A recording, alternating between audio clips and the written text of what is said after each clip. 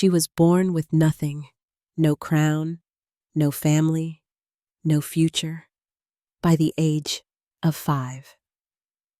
The plague had erased her parents, and history nearly erased her name. She was a servant, then a war prize, then a woman passed from one powerful man to another, and yet, within a single lifetime, she would sleep beside an emperor, outlive his enemies, and place a crown on her own head, not through blood, not through birthright, but through survival.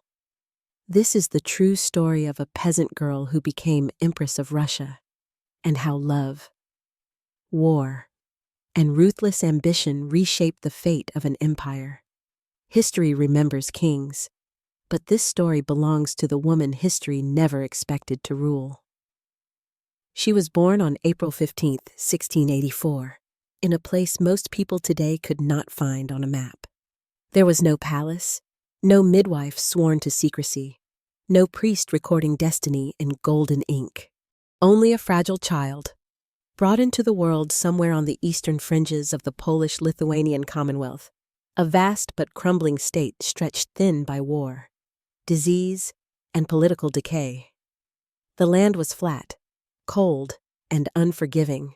Borders shifted often, loyalties shifted faster, and life, especially for the poor, was cheap. Her name was Marta Helena Skowronska. At the time, it meant nothing.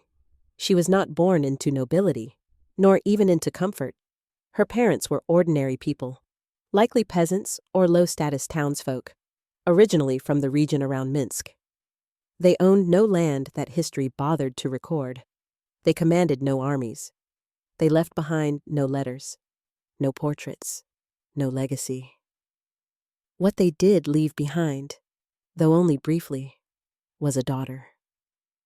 And then came the plague. In the late 1680s, Eastern Europe was struck once again by bubonic plague, a disease that moved faster than armies and showed no mercy for age, faith, or loyalty. Entire villages emptied. Churches filled with the dead. Children learned early not to cry too loudly, because sound attracted sickness as much as it did wolves. By 1689, when Marta was no more than 4 or 5 years old, both of her parents were dead.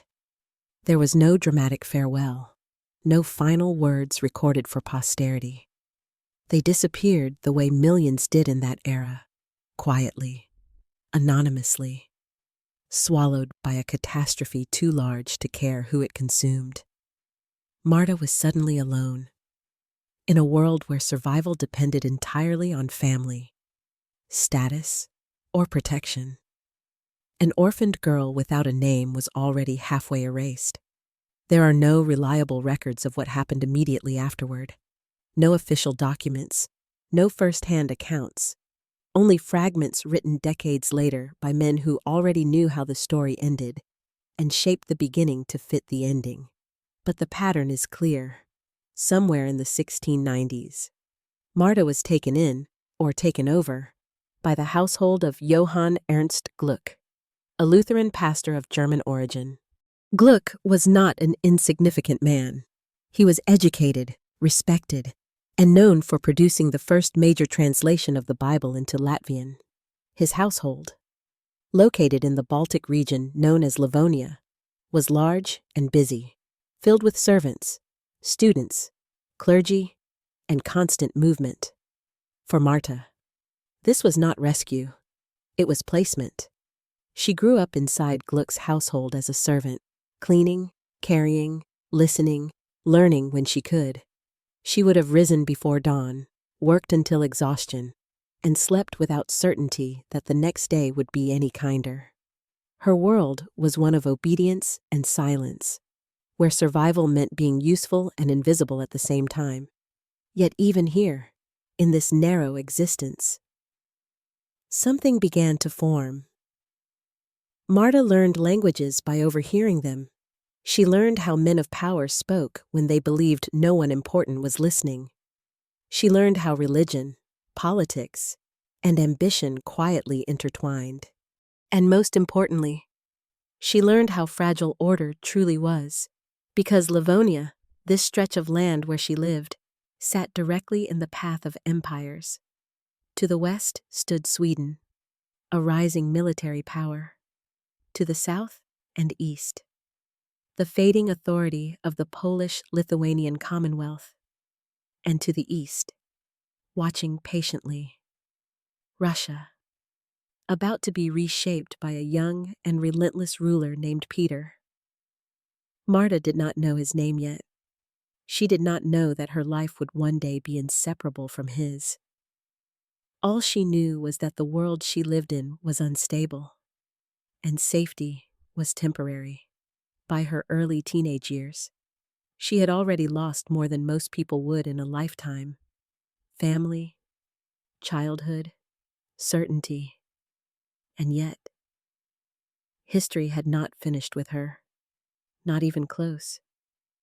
Because war was coming, and when it arrived, it would tear Marta from obscurity and drag her, unwilling, unprepared, toward the center of power. Where survival required more than obedience, it required transformation. And this was only the beginning. No one recorded the thoughts of a servant girl. History rarely does. What we know of Marta Helena Skowronska in these years exists only in shadows, reconstructed from indirect references, assumptions, and the logic of survival in early modern Eastern Europe. Yet those shadows tell us enough. By the late 1690s, Marta was growing into adolescence inside Johann Ernst Gluck's household in Livonia. She was neither daughter nor guest. She belonged to the lowest rung of the social ladder, useful, replaceable, unseen. Her days followed the same unforgiving rhythm: work before sunrise, cleaning floors that would never be hers, carrying water, preparing meals, tending to others' needs while learning to suppress her own. Hunger was familiar, cold was constant, kindness was conditional. And yet, this environment, harsh as it was, placed Marta in a rare position for someone of her status. She lived inside a house where ideas moved freely. Gluck's household was a crossroads of cultures and languages: German, Latvian, Polish, Swedish, and Russian influences overlapped in daily conversation. Religious debates were common. News of war and politics filtered in through visiting clergy, merchants, and officials. Marta listened. She learned when to stay silent, and when silence itself could be dangerous. She learned to read people long before she could read books. She understood hierarchy not as theory, but as lived reality. Who commanded, who obeyed, who survived, and above all, she learned that nothing was stable. Livonia sat at the center of a brewing geopolitical storm. For more than a century, Northern and Eastern Europe had been locked in cycles of conflict now collectively remembered as the Northern Wars. Control of the Baltic Sea meant power, trade, and influence. Whoever held it shaped the future of the region. By the end of the 17th century, Sweden dominated much of the Baltic coastline. The Polish-Lithuanian Commonwealth was weakening, and to the east, Russia, under the restless ambition of Tsar Peter I, was preparing to challenge the existing order. War was no longer an abstract idea discussed by educated men over dinner. It was approaching. For Marta, this meant something far more personal than shifting borders or political treaties. War meant armies passing through villages. It meant requisitions, forced labor, displacement, and women whose lives could change hands overnight. She was 16 when the world finally collapsed around her. In 1700, the Great Northern War erupted. Sweden and Russia clashed in a brutal struggle that would last more than 2 decades. Livonia, where Marta lived, became a contested battlefield. occupied, abandoned, retaken, and devastated in waves. As troops moved closer, fear settled into everyday life, supplies vanished, men disappeared into militias or graves, homes were stripped bare.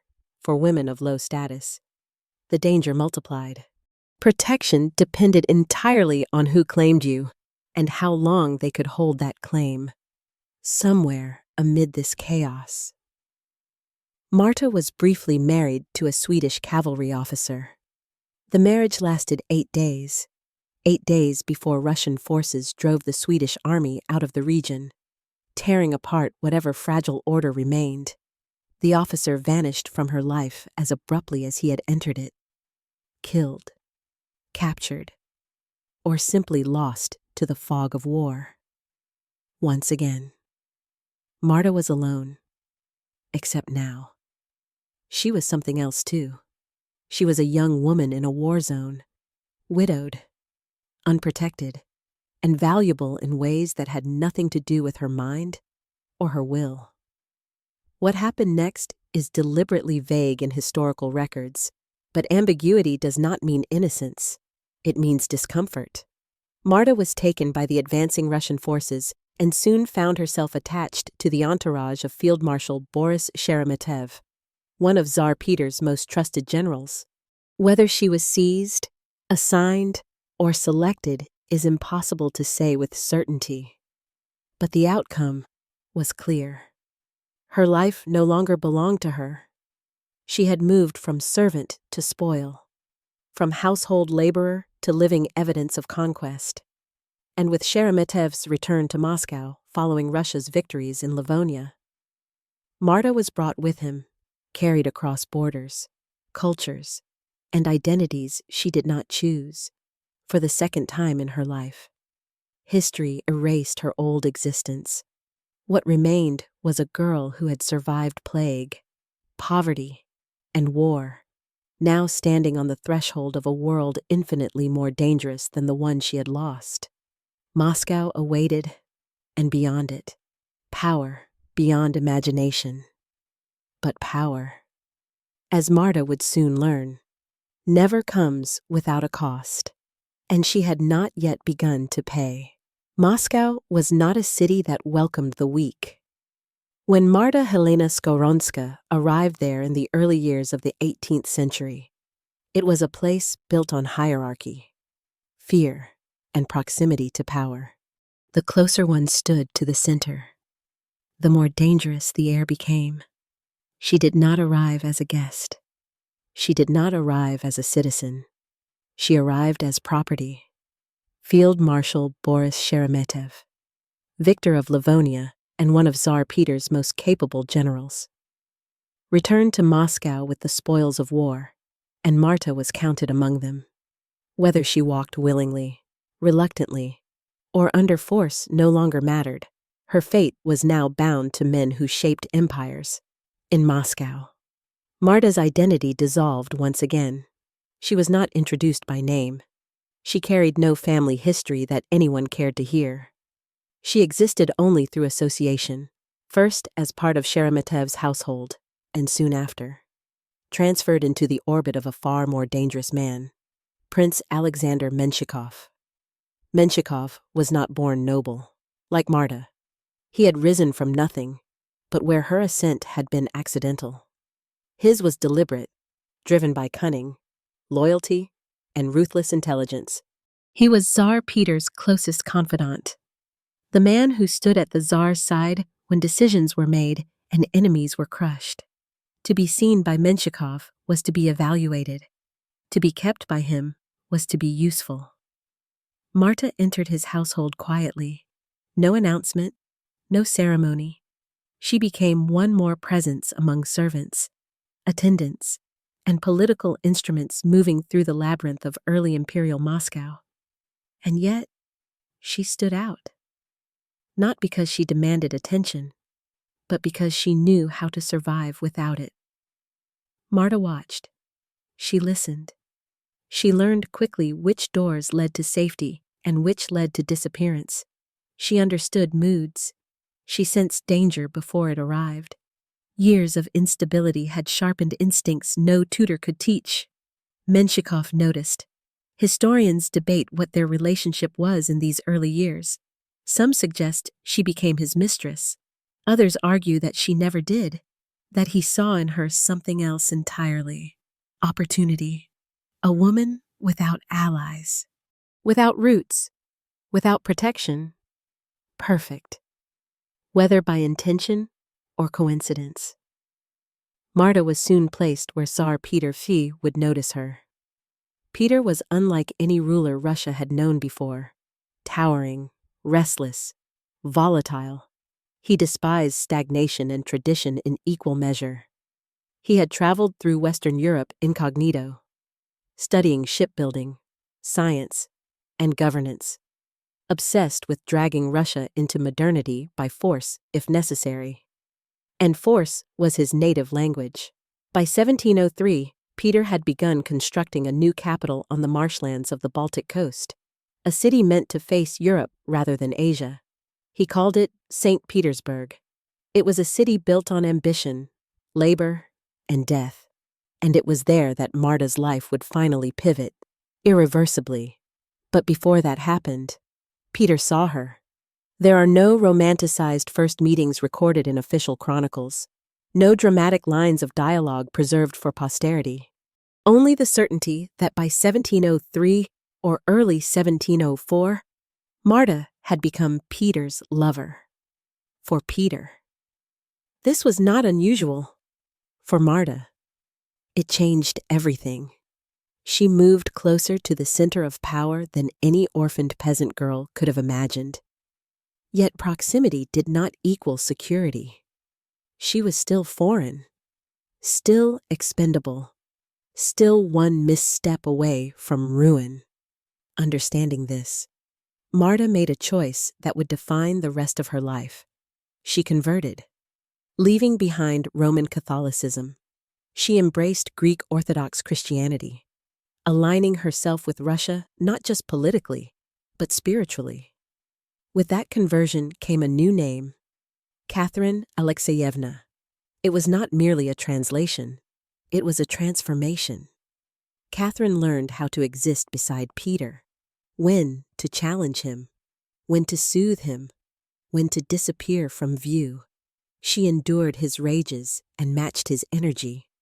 Where others recoiled from his intensity, she adapted, and in 1704 she gave birth to his child, a son. Though the child would not survive long, the message was unmistakable. Catherine was no longer temporary. She was embedded. By the end of this chapter of her life, the servant girl from Livonia no longer existed. Marta Helena Skoronska had been erased by war, disease, and necessity. In her place stood Catherine, still without title, still without protection, but now bound to the most powerful man in Russia. And Russia was changing. So was she. Empires are not built in silence. They are forged in mud, blood, and ambition, by men who believe history owes them obedience. At the dawn of the 18th century, Eastern and Northern Europe had become exactly that kind of crucible. The region was locked in a brutal contest for dominance, one that would redraw borders and crush countless lives beneath it. This struggle would come to be known as the Great Northern War. And although Catherine Alexeyevna had not chosen this war, it would define her future as surely as any decision she ever made. The Baltic Sea was the prize for centuries. Control of its coastlines meant control of trade routes, naval power, and access to Europe's wealth. Sweden, once a regional power, had risen to dominate the Baltic world. Its armies were disciplined, aggressive, and feared.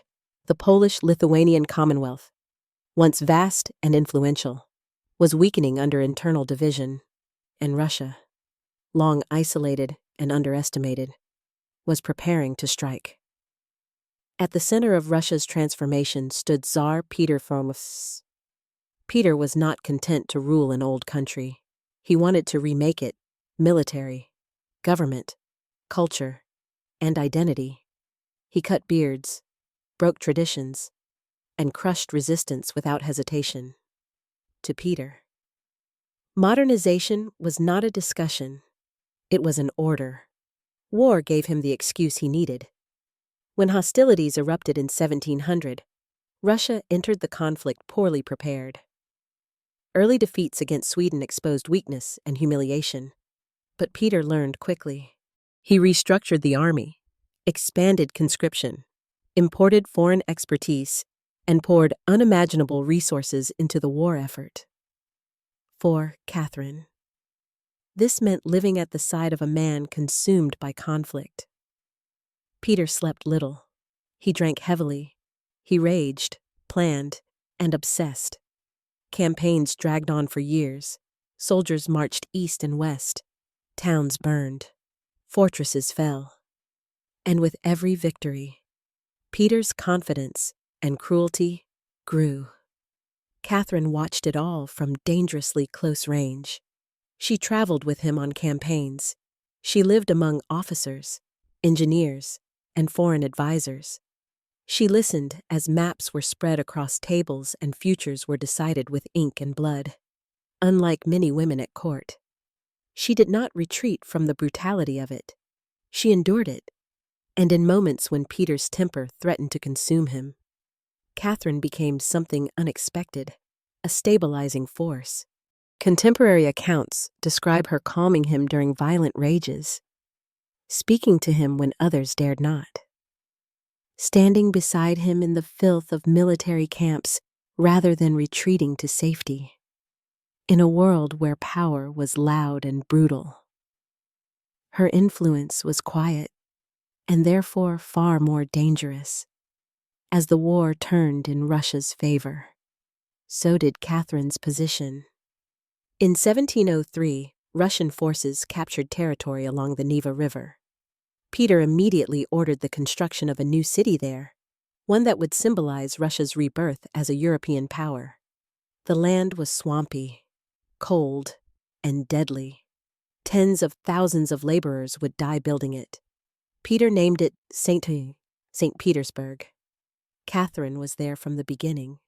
She lived in a city still rising from mud and corpses, watching palaces take shape where marshland had been. The symbolism was impossible to miss.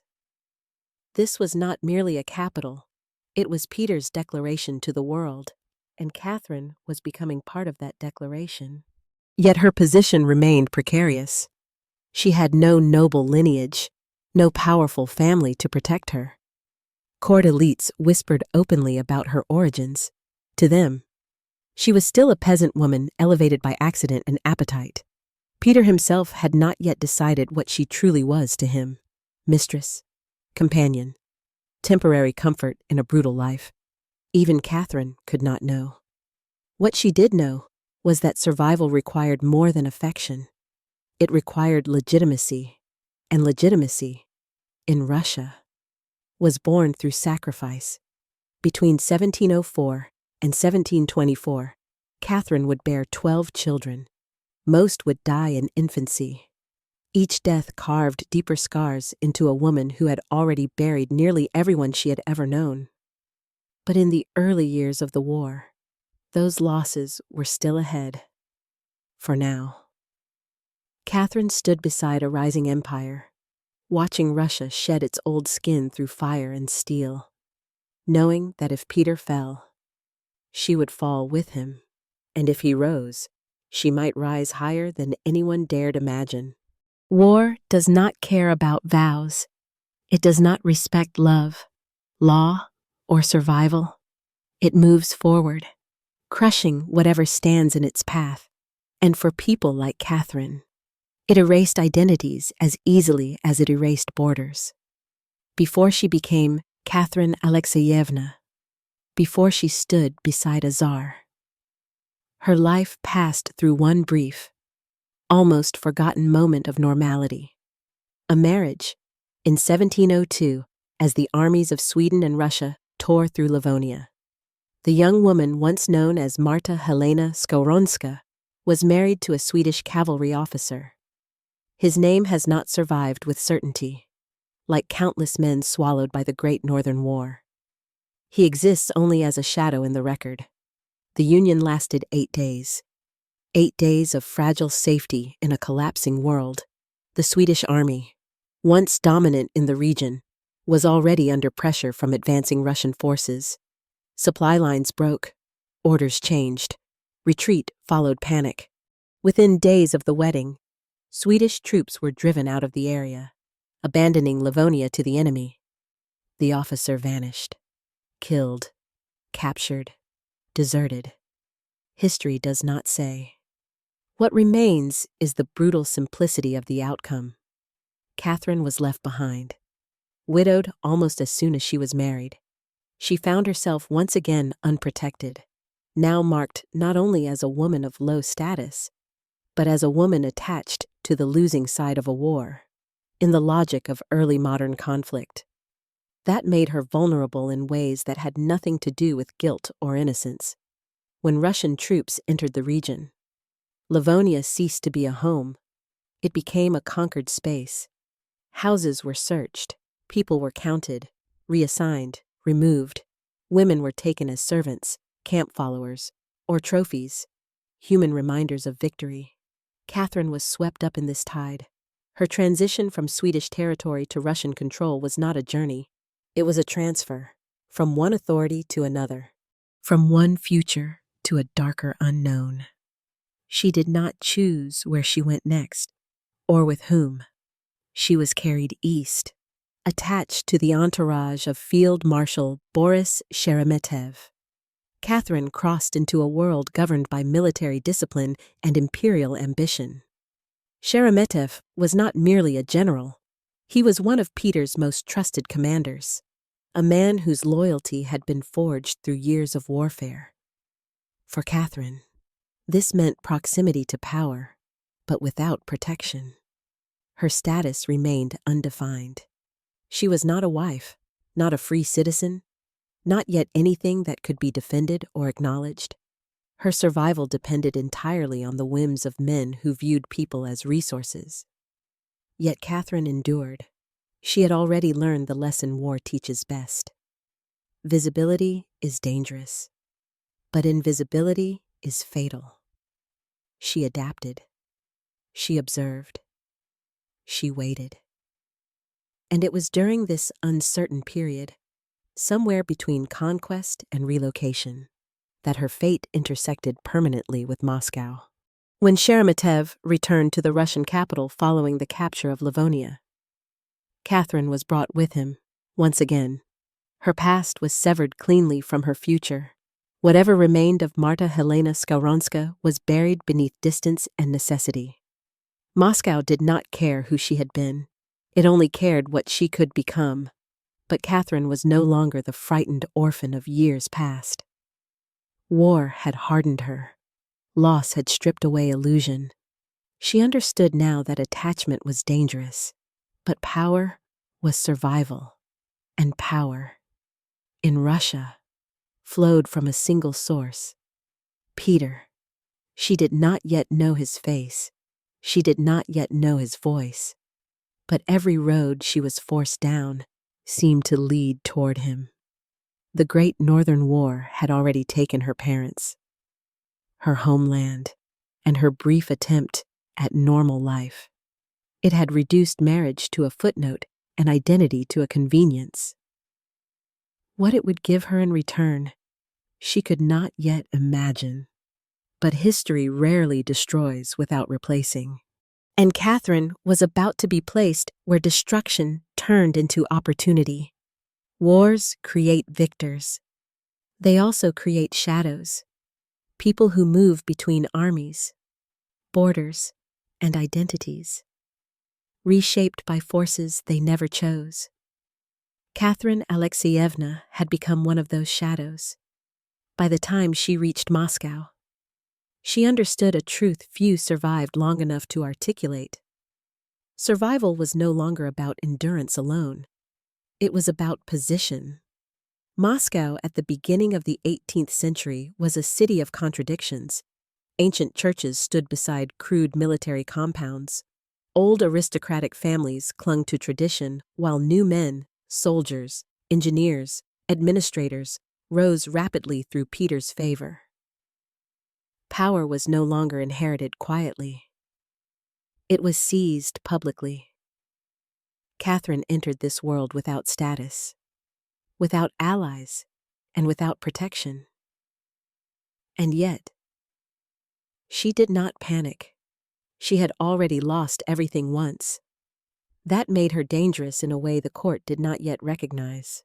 Her transfer into the household of Prince Alexander Menshikov marked the most critical turning point of her life so far. Menshikov was not merely powerful, he was strategic.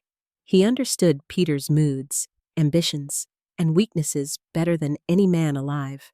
He had climbed from obscurity to the top by anticipating opportunity before others saw it. When Catherine arrived in his household, she was assessed like an asset. Her background made her expendable. Her intelligence made her useful. Her adaptability made her rare. Menshikov did not elevate her openly. He did not announce her presence. Instead, he placed her where she could be observed, by him, and eventually, by Peter himself. Whether Catherine became Menshikov's mistress remains unclear. The historical record offers conflicting accounts, and perhaps that ambiguity is itself revealing. What mattered was not intimacy, but access. Through Menshikov's household, Catherine moved closer to the Tsar's orbit than any servant should have been allowed, and Peter noticed. I was a man of extremes. He despised weakness but tolerated chaos. He valued competence above pedigree and loyalty above blood. His temper was legendary, his energy relentless. He demanded absolute obedience and absolute commitment. When Catherine entered his view, she did not present herself as fragile or submissive. She did not pretend to be noble. She did not attempt to impress. She endured. That endurance distinguished her. By 1703 or early 1704, Catherine had become Peter's companion and lover. The transition was neither formal nor romanticized. It was born of proximity, shared hardship, and mutual recognition of resilience. For Catherine, this was not victory. It was risk. Peter's favor elevated people quickly and destroyed them just as fast. She was aware that she remained foreign, rootless, and despised by many at court. A single shift in Peter's attention could end her existence as easily as it had begun. So she adapted again. She studied him, learned his rhythms, learned when to speak and when to remain silent, learned how to calm his rage rather than confront it, where others feared him. She met his volatility with steadiness. This steadiness became her shield. And then she made a decision that would seal her fate within Russia forever. She converted to Orthodox Christianity. In doing so, she severed her final connection to her past life. The Catholic girl from Livonia ceased to exist. In her place stood Catherine Alexeyevna, a woman reborn into the Russian world, its faith, and its politics. With conversion came belonging. With belonging came expectation, and with expectation came sacrifice. In 1704, Catherine gave birth to Peter's child. The infant did not live long, but the meaning of the birth transcended its tragedy. It marked Catherine as more than a passing presence. She had given Peter something no advisor, general, or noble could: continuity. By the end of Hoi II, Catherine was no longer merely surviving the war. She was entangled in its consequences. She had moved from conquered territory to the heart of an empire in transformation. She had crossed lines of class, faith, and identity that were rarely crossed, and never without cost. And although she still lacked a title, a crown, or security, she now possessed something far more dangerous: influence. The war that destroyed her old life had placed her exactly where history was being written. What came next would determine whether she would be erased once more. or whether she would reshape Russia itself. Power does not announce itself. It whispers. It tests. And it waits to see who understands the rules before daring to play the game. When Catherine Alexeyevna entered Moscow's inner world, she quickly realized that survival inside the empire's heart required a different kind of intelligence than survival on a battlefield. The war had brought her here, but politics would decide whether she stayed. The Kremlin was not merely a fortress. It was a living organism, ancient, watchful, and merciless. Its walls enclosed churches, palaces, offices, and secrets layered on top of one another across centuries. Inside them, alliances shifted daily. Words carried weight. Silence carried more. Catherine moved through this world cautiously. Her earliest position in Moscow was fragile and undefined. She existed within the orbit of men like Boris Sheremetev, whose victories had expanded Russia's reach and whose favor could shield or destroy those beneath him. Sheremetev was respected, disciplined, and deeply loyal to Peter. He embodied the old military elite that Peter both relied on and sought to replace. Within his household, Catherine learned restraint. She observed how decisions were made before they were announced. She learned which servants relayed information upward and which disappeared for knowing too much. She watched how women at court survived not through confrontation, but through alignment. Yet Sheremetev's household was not where her future would be decided. That decision lay elsewhere. It lay with Alexander Menshikov. Menshikov's rise had rewritten the rules of Russian society. Born to nothing, he had ascended not through bloodline, but through proximity to Peter's will. He was ambitious, pragmatic, and deeply aware that power must be renewed constantly, or it would be taken. Menshikov did not merely collect people, he positioned them. Catherine's transfer into his household was quiet, efficient, and deliberate. She became part of a carefully managed environment where every individual served a purpose, whether they understood it or not. And once again, Catherine adapted. She did not seek influence openly. She did not compete with other women. She did not demand security she could not yet defend. Instead, she made herself indispensable in subtle ways, calm under pressure, observant without being intrusive, present without drawing attention. Menshikov noticed. He saw in her a mirror of his own ascent, a person shaped by necessity rather than entitlement, someone who understood that loyalty was currency and that survival depended on knowing when to spend it. Whether Catherine became Menshikov's lover remains unresolved in historical debate. What is clear is that she became useful, and usefulness, in Menshikov's world, was the highest compliment through him. Catherine moved closer to the center of imperial decision-making than she ever had before.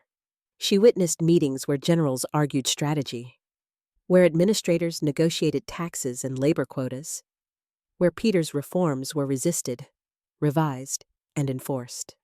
She learned that the Tsar's authority was absolute, but never uncontested. Peter inspired fear, admiration, and resentment in equal measure. Old aristocratic families despised his disregard for tradition. Reformers worshipped his energy. The military obeyed him because he delivered victory. Catherine saw both sides. She saw how Peter could be visionary in the morning and violent by nightfall. How he demanded modernization while punishing hesitation. How his closest allies lived in constant proximity to danger. And she saw how Menshikov survived Peter by absorbing his moods, redirecting his impulses, and quietly shaping outcomes without claiming credit. This lesson mattered because Catherine's position beside Peter was still unofficial. She had no legal standing, no public acknowledgement, and while she was gaining his trust, she remained vulnerable to court intrigue. A single accusation could end her. A single rival could replace her, so Catherine refined her role. She became not a distraction, but a presence, not a challenger, but a counterbalance. She did not argue ideology. She managed emotion when Peter's temper threatened negotiations. She calmed him when exhaustion overtook him. She stayed, slowly. Something shifted. Peter began to rely on her, not as an ornament, but as stability. For a man who lived in constant motion, stability was rare, and rare things become valuable. By the end of this phase of her life, Catherine had crossed an invisible threshold. She was no longer simply attached to power through circumstance. She was becoming part of its machinery. She still possessed no title. She still commanded no armies. She still had no guarantees. But inside the Kremlin walls, her presence was no longer accidental. It was intentional. And once a person becomes intentional in the world of power, there is no return to anonymity. St. Petersburg was never meant to be gentle. It was conceived as an act of defiance, a city carved out of swamps to announce that Russia would no longer look inward, nor bow to its past. For Tsar Peter Fafners, this city was not merely a capital, it was a statement. And for Catherine Alexeyevna, it became the place where her identity would be permanently rewritten. Construction began in 1703 along the marshlands of the Neva River. The ground was unstable, the climate unforgiving. Disease spread faster than bricks could be laid. Tens of thousands of laborers, soldiers, conscripts, peasants were forced to work in conditions that guaranteed death for many. Peter did not slow the project. He demanded speed, scale, and obedience. Catherine watched the city rise from chaos. She saw men collapse from exhaustion and illness, their bodies buried where they fell, or simply absorbed into the mud. She saw foreign engineers bark orders in languages few understood. She saw palaces take shape before proper roads existed. This was power made visible and brutal. Unlike many women of the court, Catherine did not retreat from this environment. She lived alongside Peter in the unfinished city, enduring its cold, its filth, and its danger. She slept in crude accommodations while stone walls rose around her. She ate what was available. She adapted. In doing so, she sent a message, whether she intended to or not. She belonged here. Peter noticed this more than any declaration of loyalty. He valued endurance. He respected those who could survive discomfort without complaint. Catherine's presence in St. Petersburg was not symbolic. It was practical. As the city grew, so did her proximity to the Tsar's daily life. She was there when foreign diplomats arrived. Uncertain whether to admire or fear what Peter was building, she was there during inspections, celebrations, and moments of rage. She saw how the city mirrored Peter himself, visionary, violent, and uncompromising. And she learned. She learned how Russia wished to be seen by Europe and how much effort that illusion required. She learned how appearances were crafted. Western clothing worn over Eastern habits. New institutions masking old power structures. She learned that modernization was not progress. It was replacement. Catherine's conversion to Orthodox Christianity now took on deeper meaning. In St. Petersburg, faith was not merely belief, it was allegiance. By aligning herself fully with Russia's religious identity, she insulated herself from accusations of foreignness that haunted other courtiers. Still, whispers followed her. She was called a peasant, a foreigner, a temporary indulgence. Catherine heard them all. But she also saw something others missed. Peter was alone, surrounded by advisors, generals, engineers, and nobles. He remained isolated by his own intensity. Few could withstand his moods. Fewer still could speak to him honestly without fear. Catherine did not challenge his authority. She absorbed his volatility. She learned when to distract him from destructive impulses, when to encourage restraint, when to let him rage himself into exhaustion in private moments.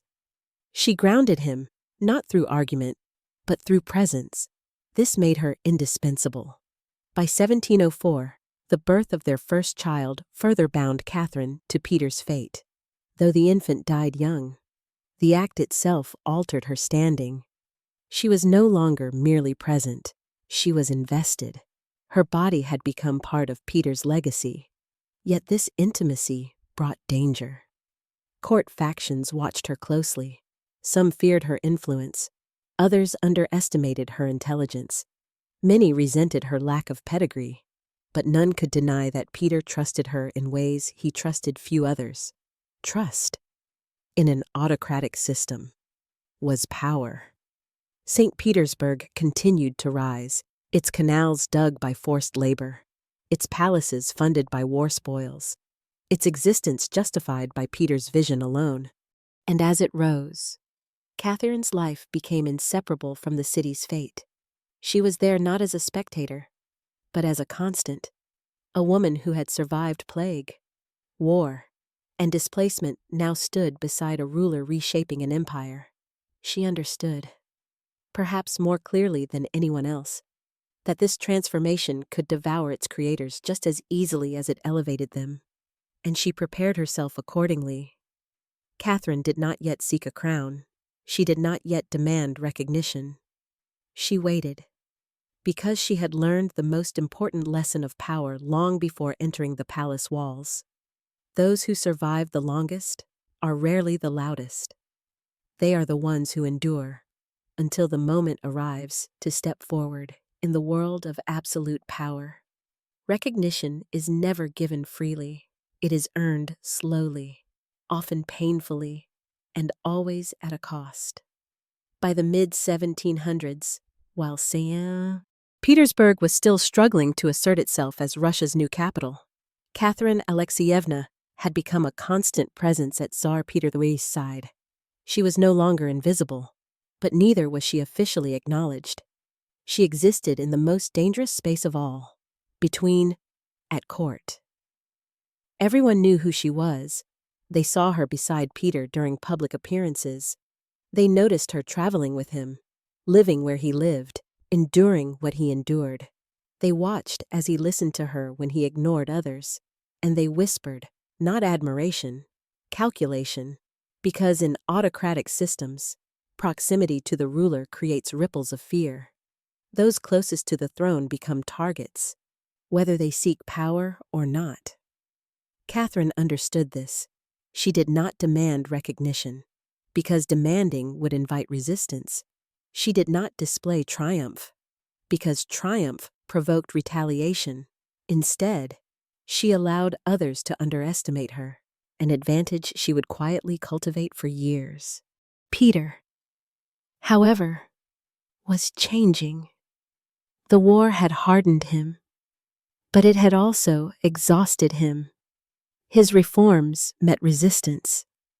His body showed signs of strain from relentless labor, drinking, and illness, and as responsibilities multiplied, so did his reliance on the few people he trusted absolutely.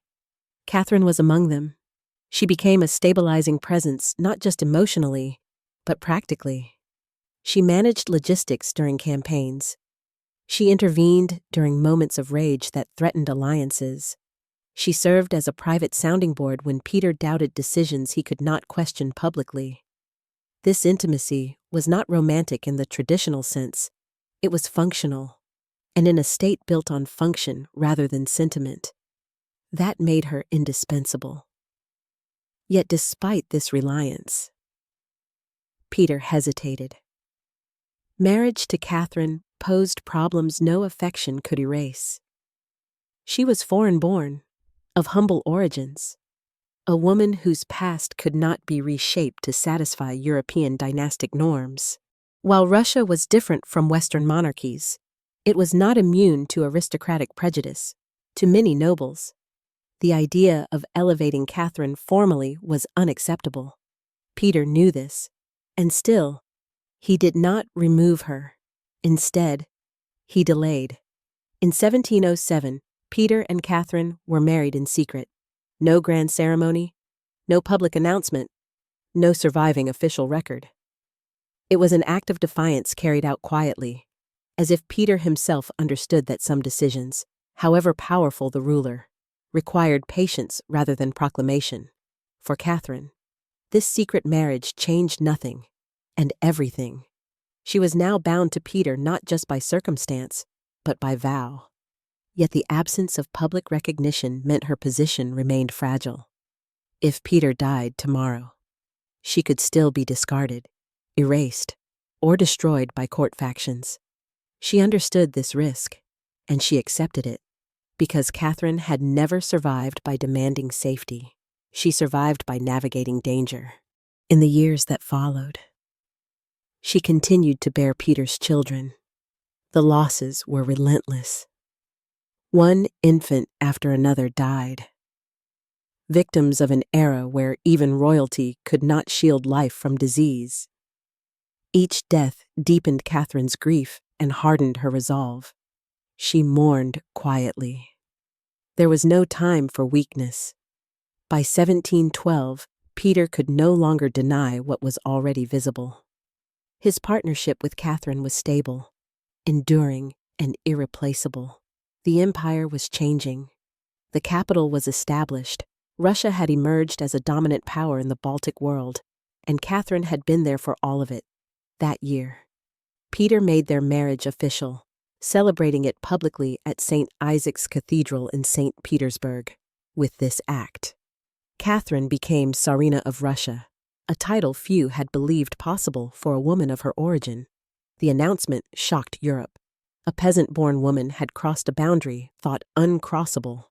In Catherine's honor, Peter established the Order of St. Catherine, a chivalric order that symbolized loyalty, endurance, and sacrifice. It was an acknowledgement not just of affection, but of contribution. Catherine had earned her place, but recognition did not bring peace. It brought visibility. Now, Catherine was no longer merely seen. She was named, and in the politics of empire, names attract enemies. As Hoi 3 closes, Catherine stands transformed, from an orphan carried by war into power, into a woman legally bound to the most formidable ruler in Europe. Yet her future remains uncertain, because the closer one stands to the throne, the sharper the knives become. To understand Catherine's rise, one must understand the man who made it possible. Peter Kim I of Russia was not merely a ruler. He was a force of nature, restless, violent, brilliant, and endlessly dissatisfied. At over 6 feet tall, towering above most men of his time, he carried himself with the energy of someone constantly outrunning his own thoughts. He had come to power as a child, crowned Tsar in 1682 at the age of 10, and for years ruled in name only while regents and rival factions tore the court apart. When he finally seized full authority in 1696, he did so with a single, consuming goal. Russia would no longer be backward. It would be transformed by will, by imitation, by force if necessary, into a European power capable of commanding respect and fear. Peter despised hesitation. He mocked tradition. He cut beards, banned old clothing styles, dismantled ancient institutions, and replaced them with systems borrowed from the West. He built ships with his own hands, learned trades alongside common laborers, and demanded the same relentless effort from everyone around him, including Catherine, from the moment she entered his life. Peter tested her, not with words, but with pressure. He exposed her to his rages, his exhaustion, his obsessions. He watched to see whether she would break, retreat, or attempt to manipulate him. She did none of those. Catherine endured. She understood something instinctively that many educated courtiers never grasped. Peter did not want admiration. He wanted resilience. He respected those who could stand beside him in chaos without demanding protection from it. This was where Catherine distinguished herself. She did not recoil from his temper. She did not challenge his authority. Instead, she learned how to redirect him, how to absorb his anger until it burned itself out, how to calm him without humiliating him, how to be present without appearing demanding. In a court filled with fear and flattery. This made her exceptional.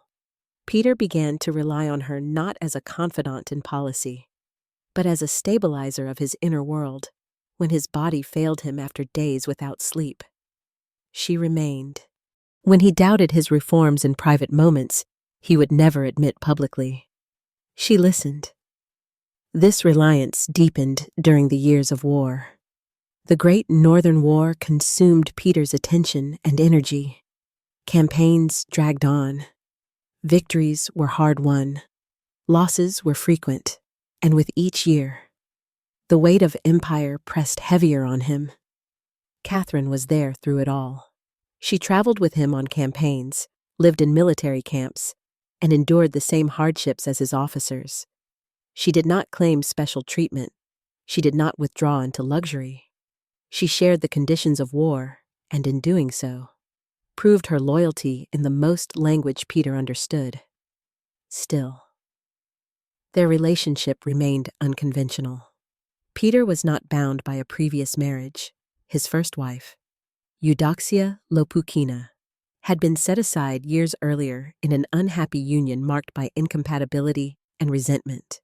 Yet marrying Catherine posed a different challenge, not legal, but political. To many European courts, the idea of a ruler marrying a woman of Catherine's background would have been unthinkable. Dynastic marriages were tools of alliance, not affection. Bloodlines mattered, origins mattered. Russia, however, was changing. Peter's reforms had already shattered many old conventions. Catherine's background, while controversial, was not automatically disqualifying. What troubled Peter was not her past, but the consequences of acknowledging her future. Marriage would elevate Catherine permanently. It would place her within the line of succession. It would provoke resistance from nobles already uneasy with Peter's transformation of their world. So Peter hesitated, and Catherine waited. She did not pressure him. She did not display insecurity. She continued to fulfill her role, quiet, steadfast, unyielding.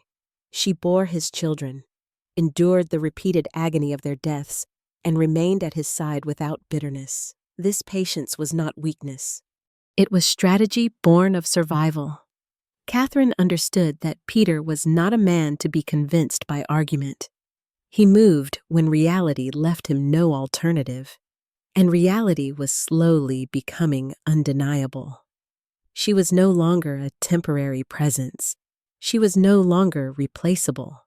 She had become woven into Peter's daily existence by the time Peter began to consider marriage seriously. Catherine was not simply a lover. She was part of the machinery that kept him functioning, and Peter, for all his power, was a man who understood machinery. As Hoi 4 begins, Catherine stands beside a ruler who is reshaping an empire, knowing that the man himself is as unstable as the world he commands. To remain at his side would require more than loyalty. It would require surviving Peter himself. Love, when it stands beside power, is never gentle. For Catherine Alexeyevna, love was not a refuge from danger. It was another battlefield. By the late 1700s, Peter's reliance on Catherine had become undeniable. She was no longer merely present at his side. She was embedded in the rhythms of his life. She woke when he woke. She endured his moods, his obsessions, his sudden departures for weeks or months at a time, and she paid for it with her body. Between 1704 and 1724, Catherine would give birth to 12 children, 12 attempts at continuity, 12 proofs of intimacy, 12 sacrifices demanded by an era that devoured life without apology. One by one, nearly all of them died, some within weeks, others after months, a few after a handful of years, each death carved into Catherine silently. There were no public funerals, no time allowed for prolonged mourning. The machinery of empire did not pause for grief, especially not for a woman whose position remained politically sensitive. She learned to weep in private. She learned to endure in public. Only 2 daughters survived into adulthood: Anna, born in 1708, and Elizabeth, born the following year. Their survival was not a blessing unshadowed by fear. In a world where succession disputes were settled through blood, even surviving children could become liabilities. Yet Catherine clung to them with the same quiet determination that had carried her through plague, war, and exile. Peter watched all of this. He was not an unfeeling man, but he was not a gentle one either. Loss hardened him. It fueled his conviction that Russia must be strengthened at any cost, because weakness, personal or political, was fatal. Still, Catherine's endurance affected him. He saw her bury children without bitterness. He saw her return to his side after grief had drained her strength. He saw her continue to fulfill her role without reproach, in a world where loyalty was often purchased through fear or reward. Catherine's loyalty was different. It was absolute. This loyalty forced Peter's hand by the mid-1700s. The reality was clear. Catherine was not temporary. She had survived longer than any rival. She had endured more than any courtier. She had proven herself indispensable not through ambition, but through resilience, and yet, marriage still carried risk. To make Catherine Tsarina publicly would provoke resistance among nobles who already resented Peter's reforms. It would anger European courts accustomed to dynastic alliances. It would challenge deeply rooted assumptions about birth and legitimacy. Peter understood all of this, but Peter also understood something else. If he died without formalizing Catherine's position, she would be destroyed. She would be erased by the same system she had survived for decades. So in 1707, Peter made a decision that balanced defiance with caution. He married her in secret. There was no celebration, no proclamation, no official documentation that could be used against her if the political winds shifted. Only a vow, exchanged quietly, binding them in a way neither law nor tradition could fully recognize. For Catherine, this secret marriage was both protection and peril. She was now Peter's wife, but only in the shadows. Her status remained unofficial. Her enemies remained numerous, and her future still depended entirely on Peter's survival. But something fundamental had changed. She was no longer merely chosen. She was committed. The years that followed tested that commitment relentlessly.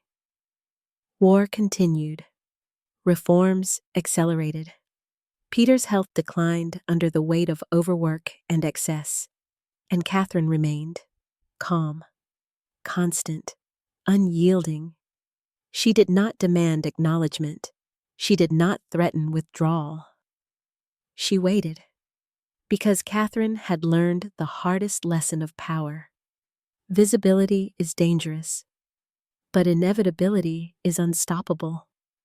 By 1712, Peter could no longer deny what had become evident to everyone around him. Catherine's presence was permanent. Her influence was stabilizing. Her loyalty had been proven beyond doubt. That year, Peter did what many believed he never would. He acknowledged her publicly. Their marriage was officially celebrated at St. Isaac's Cathedral in St. Petersburg, transforming Catherine from an unnamed companion into Tsarina of Russia. The announcement stunned Europe. A woman born into obscurity had crossed a line centuries of hierarchy had declared unbreakable in Catherine's honor. Peter established the Order of St. Catherine, recognizing not beauty or birth, but endurance and sacrifice. Yet recognition did not bring relief. It brought exposure. Now Catherine was visible not only to allies, but to enemies. Now every decision she made would be scrutinized. Now her survival would depend not just on Peter's affection, but on her ability to navigate power openly. A crown does not end uncertainty. It magnifies it. When Catherine Alexeyevna was publicly acknowledged as Tsarina of Russia in 1712, the ceremony marked a turning point, but not the resolution many might imagine. Recognition brought legitimacy. Yes. But it also brought exposure, expectation, and enemies who no longer needed to whisper. Catherine understood this immediately. She had not survived plague, war, and decades of precarious proximity to power by believing in happy endings. She knew that being named Tsarina did not protect her from intrigue. It placed her at its center. The Russian court reacted predictably. Some nobles accepted the decision because Peter had made it irreversible. Others complied outwardly while nursing resentment. A few saw opportunity, believing that Catherine's lack of aristocratic lineage would make her dependent, controllable, or temporary. They underestimated her. Catherine did not attempt to remake herself into a traditional consort. She did not retreat into ceremony or fashion. She did not compete for admiration. Instead, she focused on function, the same principle that governed Peter's rule. She learned the mechanics of governance by observing rather than commanding. She listened during meetings. She memorized names, factions, grievances. She watched how decisions flowed from Peter through intermediaries like Alexander Menshikov, and how resistance was neutralized before it could become visible. Where Peter ruled by force and velocity, Catherine ruled by continuity. She became a stabilizing presence in moments when Peter's volatility threatened alliances or negotiations. Foreign envoys began to recognize her role, not officially, but practically. Messages were phrased carefully when she was present.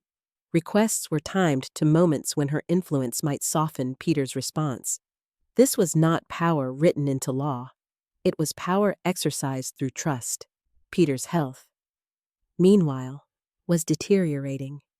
Years of relentless labor, heavy drinking, and untreated illness took their toll.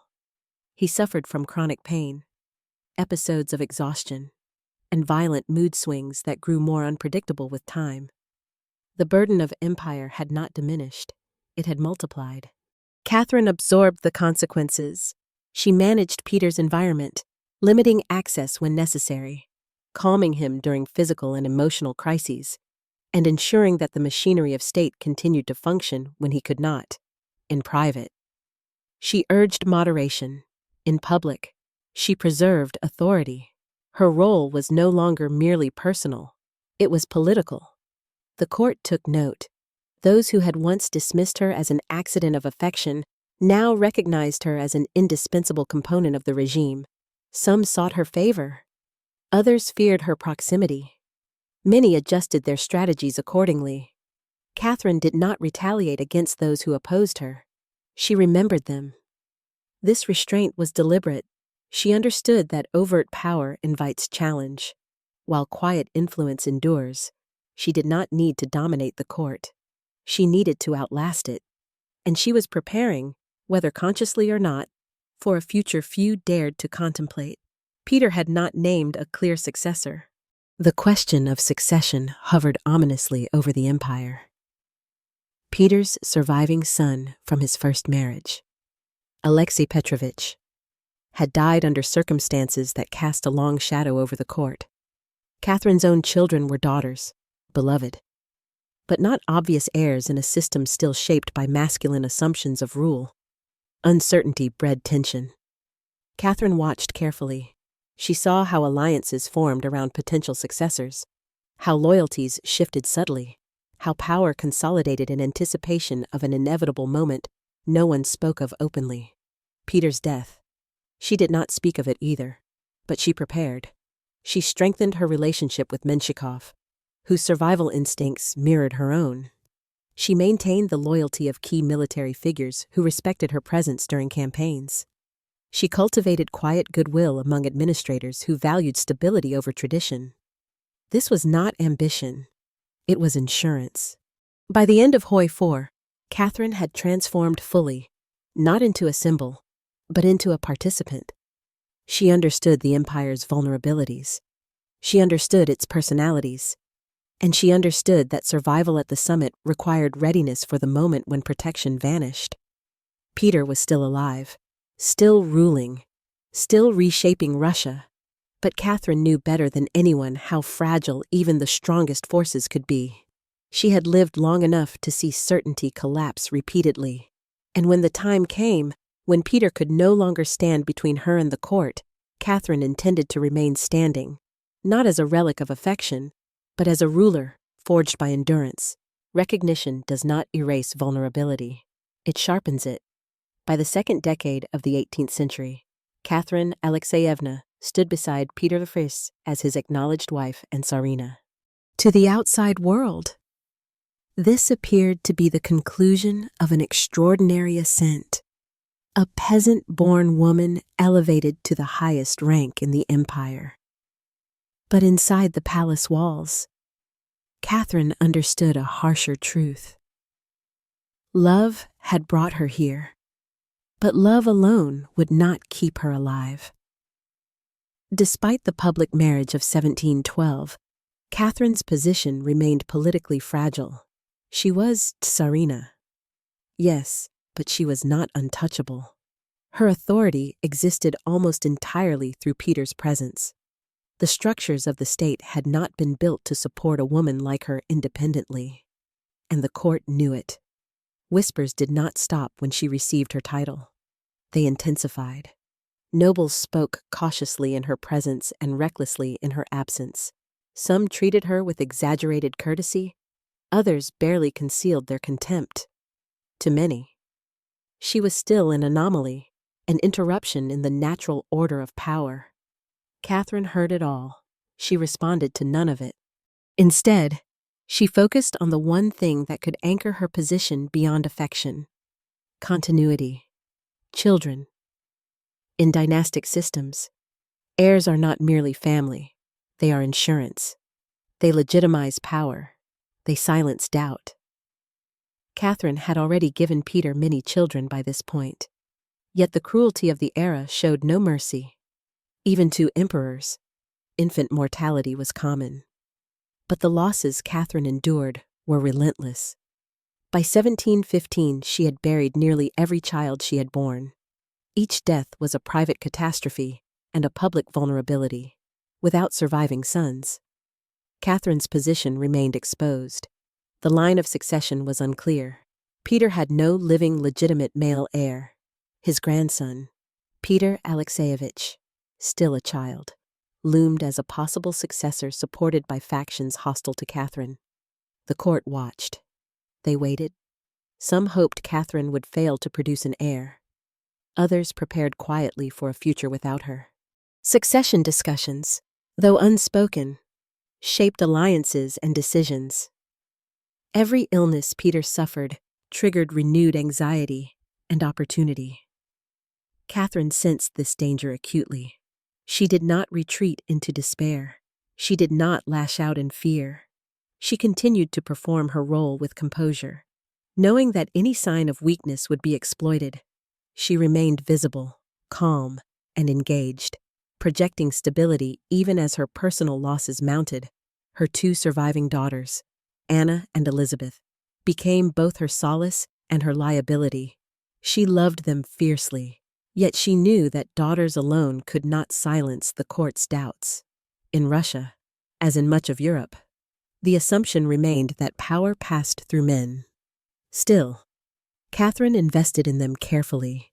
She ensured they were educated, visible, and integrated into court life. She prepared them not merely as children, but as political assets whose futures might one day secure her legacy. Peter watched Catherine endure this quiet war. He saw her lose children without withdrawing from duty. He saw her maintain composure under scrutiny that would have crushed many born into power, let alone someone who had fought her way into it. Her resilience reinforced his reliance on her. But Peter was not blind to the risk.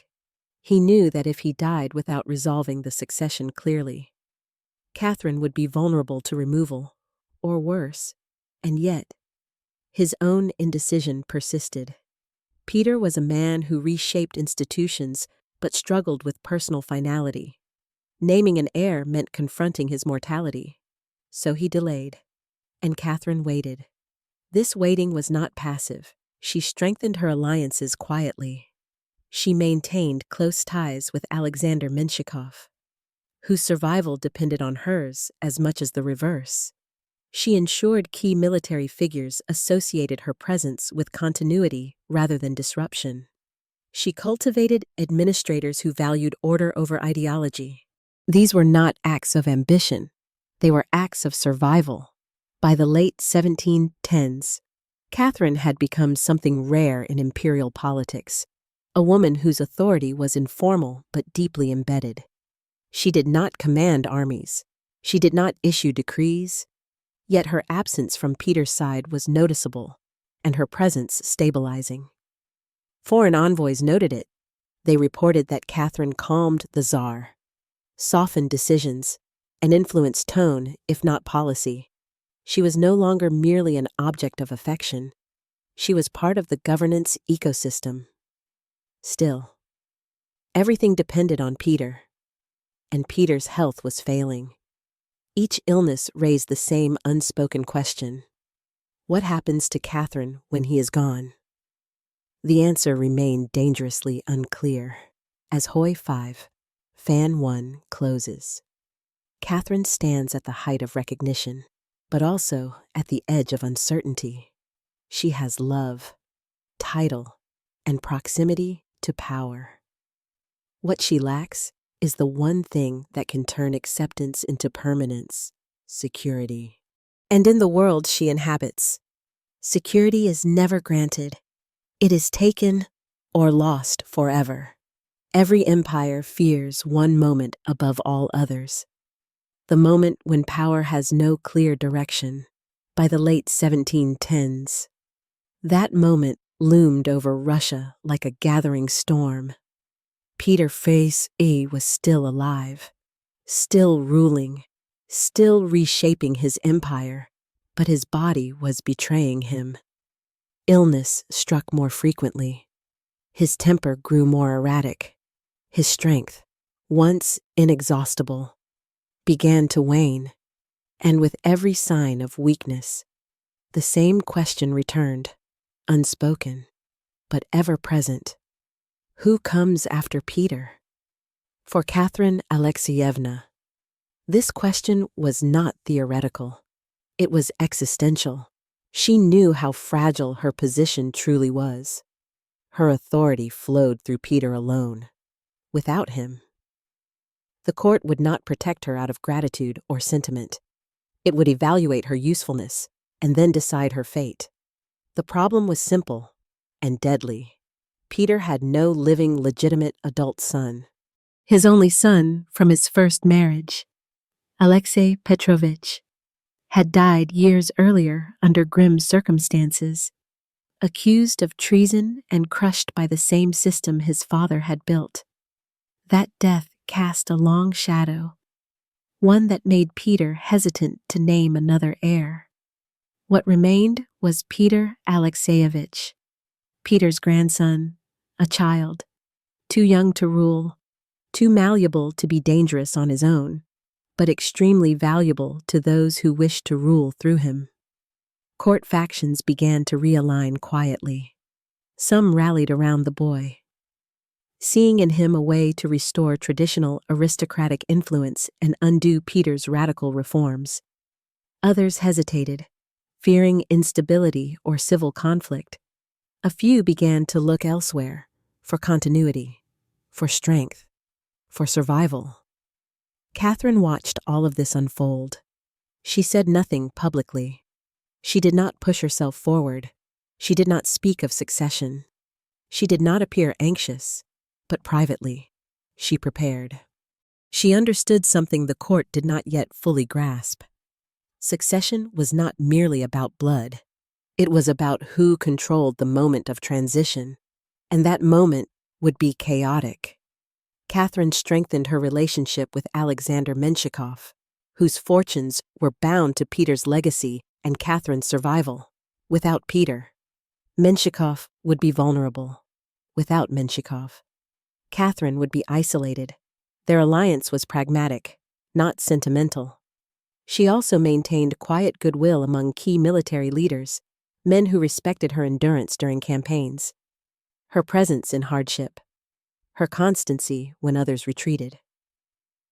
These men did not necessarily love her, but they trusted stability over uncertainty. Trust mattered. Peter, meanwhile, remained indecisive. He had changed the laws of succession in 1722, granting himself the right to name any successor he chose, breaking centuries of tradition. The reform was meant to prevent weak or hostile heirs from inheriting power. But Peter never completed the final step. He never named one. This indecision haunted Catherine. Every delay increased danger. Every illness threatened to become final without preparation. And yet, she could not force the issue. Pressing Peter too hard risked appearing ambitious, an unforgivable sin in a court already wary of her origins. So she waited and endured. Her grief for her lost children never truly faded, but she buried it beneath composure. Her love for Peter deepened into something quieter, heavier, a bond forged not by romance, but by shared survival. She cared for him through illness. She absorbed his frustrations. She protected him from himself when she could. In doing so, she bound herself further to his fate. Foreign observers noticed the tension. Diplomatic correspondence from the period reflects growing uncertainty about Russia's future. European courts speculated openly about instability, regency, or even collapse once Peter was gone. Catherine was mentioned often, but rarely with certainty. Some dismissed her. Some feared her. Few understood her. Catherine understood herself. She knew she would not survive by appealing to sympathy or tradition. If she were to remain standing after Peter's death, it would be because she was seen as the least disruptive option, the one who preserved order rather than threatened it. That would require allies, timing, and resolve. By the early 1720s, the empire felt suspended in anticipation. Peter's health worsened. His absence from affairs grew longer. Rumors intensified. Power shifted in subtle ways as men positioned themselves for a future no one dared to define openly. Catherine stood at the center of this tension, outwardly calm, inwardly preparing for a battle that would be fought not with weapons, but with speed, loyalty, and nerve. She had survived plague. She had survived war. She had survived the court. But the most dangerous test of her life was approaching. Because when Peter died, love would mean nothing. Only power would decide who remained. Power rarely announces its departure. It weakens, it falters, and then, suddenly, it is gone. By 1724, Peter Fürst was no longer the indestructible force he had once been. Years of relentless labor, untreated illness, and excess had eroded his body. Pain plagued him. Fevers returned without warning. His once legendary energy faded into exhaustion, that no amount of will could overcome. The court felt it. Meetings were postponed, decisions delayed. Access to the Tsar became unpredictable, and in the vacuum created by his failing health, ambition crept closer to the surface. Catherine Alexeyevna understood the danger of this moment better than anyone. She had lived long enough beside power to recognize its final symptoms, and she knew that when Peter fell, the empire would lurch violently toward whoever moved first. Peter's final months were marked by hesitation. He had rewritten the law of succession to give himself absolute choice. He had promised clarity. And yet, when the moment demanded action, he faltered. Drafts were begun and abandoned, names considered and discarded. The weight of finality paralyzed a man who had never feared change. Catherine watched this with controlled dread. She could not remind him too forcefully without appearing self-serving. She could not remain silent without risking annihilation. Every conversation carried risk. Every day without a decision tightened the knot around her future.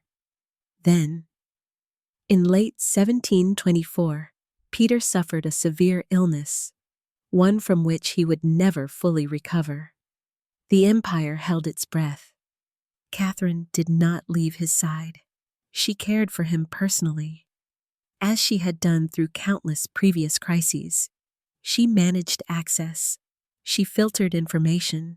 She ensured that decisions already made were carried out smoothly, maintaining the illusion of continuity even as uncertainty deepened. Behind the scenes, she acted, not openly, not aggressively, but decisively. She coordinated quietly with Alexander Menshikov and other key figures whose survival depended on a stable transition. She secured the loyalty of elite military units stationed near the capital, men who respected her presence during war and trusted her calm authority. No proclamations were made, no banners raised, only relationships reinforced, only understandings clarified. Catherine did not need promises written in ink. She needed readiness. In January 1725, Peter's condition worsened rapidly. Unable to speak clearly, racked by pain, he attempted, one final time, to write the name of his successor, according to later accounts. He managed only a fragment. "Leave everything to..." The sentence was never finished. Peter the Great died without naming an heir. For a brief moment, Russia stood without direction, and in that moment, everything Catherine had prepared for came into focus. The court erupted into confusion. Factions moved quickly, some pushing for Peter Alexeyevich, the young grandson. Others hesitated, fearing regency and instability. The military waited, watching who would claim legitimacy first. Catherine moved, with Menshikov at her side. She acted before doubt could solidify into opposition. She presented Peter's supposed final wishes, that Catherine herself was to succeed him. The claim was impossible to verify, but in a system governed by power rather than procedure, verification mattered less than support. And Catherine had support. The elite guards, loyal to stability and familiar with her authority, backed her. Key officials, unwilling to risk chaos, aligned quickly. Opposition voices were drowned out by the speed and confidence of her action. Within days, the decision was made. The orphan from Livonia, once a servant, once a war prize, once a woman without a name, was proclaimed Empress Catherine I of Russia. She had not seized power through bloodline. She had not inherited it through tradition. She had taken it through preparedness. As Hoi 5 closes, Catherine stands at the threshold of a reality no one had fully anticipated: rule. But victory came without illusion. She knew this was not an ending. It was a beginning, fragile, contested, and temporary by nature. She had secured the throne not through legitimacy, but through momentum. Now she would have to hold it, and history is unforgiving to those who pause after winning. Crowns are loud symbols. But Catherine's crown arrived in silence.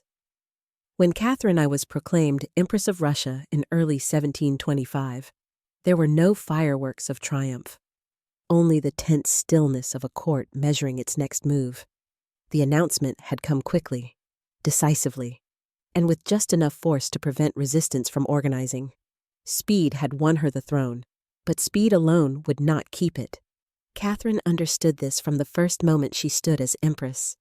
Her claim rested not on bloodline, nor on long-established precedent, but on a convergence of loyalty, fear, and necessity.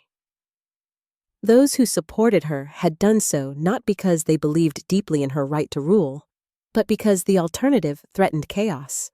That support could evaporate just as quickly. The Russian court adjusted outwardly with remarkable efficiency.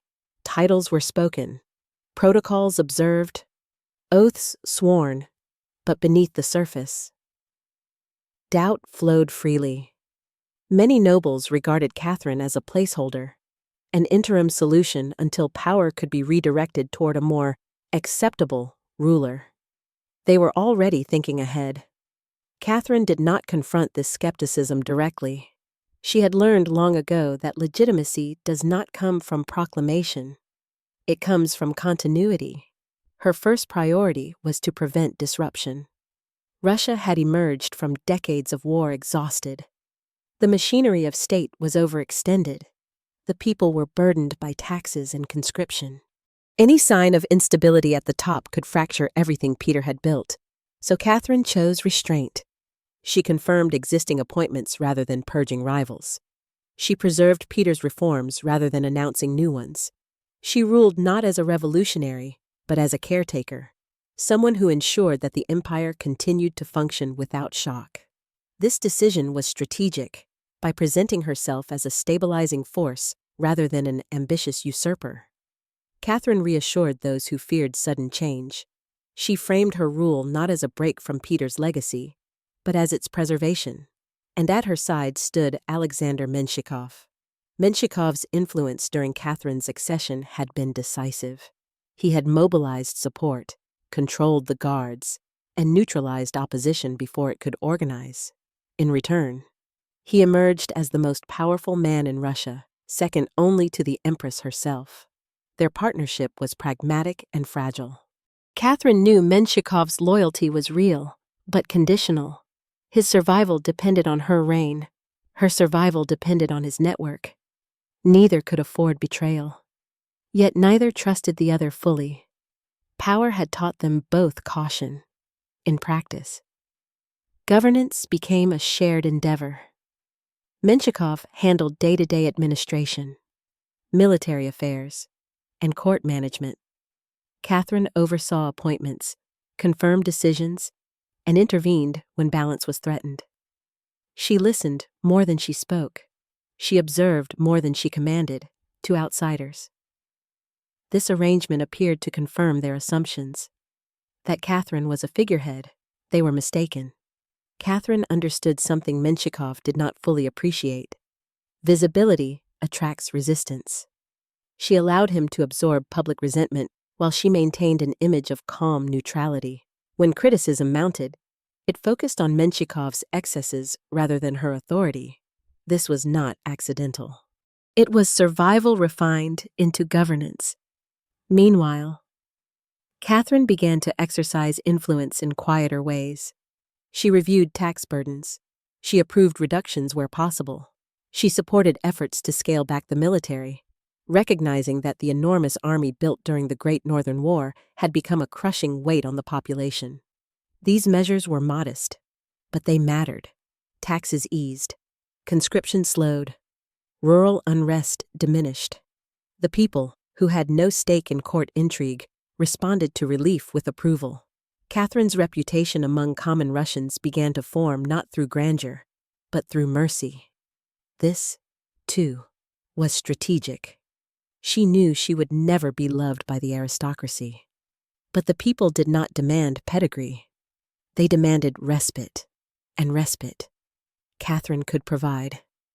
Still, danger remained close. Opposition did not disappear. It waited. Supporters of young Peter Alexeyevich watched closely for weakness. Courtiers counted Catherine's mistakes, hoping to exploit them. Foreign powers observed with interest, wondering whether Russia's experiment with a female ruler would collapse under pressure. Catherine did not attempt to silence these doubts. She outlasted them. Each day that passed without upheaval strengthened her position. Each decision that preserved order made resistance appear reckless. Each confirmation of Peter's legacy framed her rule as continuity rather than disruption. By the end of her first months as empress, Catherine had achieved something rare. She had normalized the unthinkable. Russia was being ruled by a woman born into obscurity, and the empire had not fallen apart. That fact alone was power. But Catherine knew better than to mistake survival for safety. Her reign rested on balance, between Menshikov and the court, between reform and restraint, between authority and invisibility. And balance, once lost, could not be recovered. As Hoi 6, Fan 1 closes, Catherine sits on the throne she fought to reach. Not triumphant, not secure, but alert. The crown rests on her head lightly, as if testing whether she deserves its weight. She intends to prove that she does. Power can be seized in a moment, but it is only earned over time. As Empress Catherine, I settled into her reign. The structure of authority in Russia revealed its true shape. Outwardly, Catherine ruled. Officially, her name crowned decrees and proclamations. But beneath the surface, the machinery of governance moved through familiar hands. Above all, through Alexander Menshikov. Menshikov governed aggressively.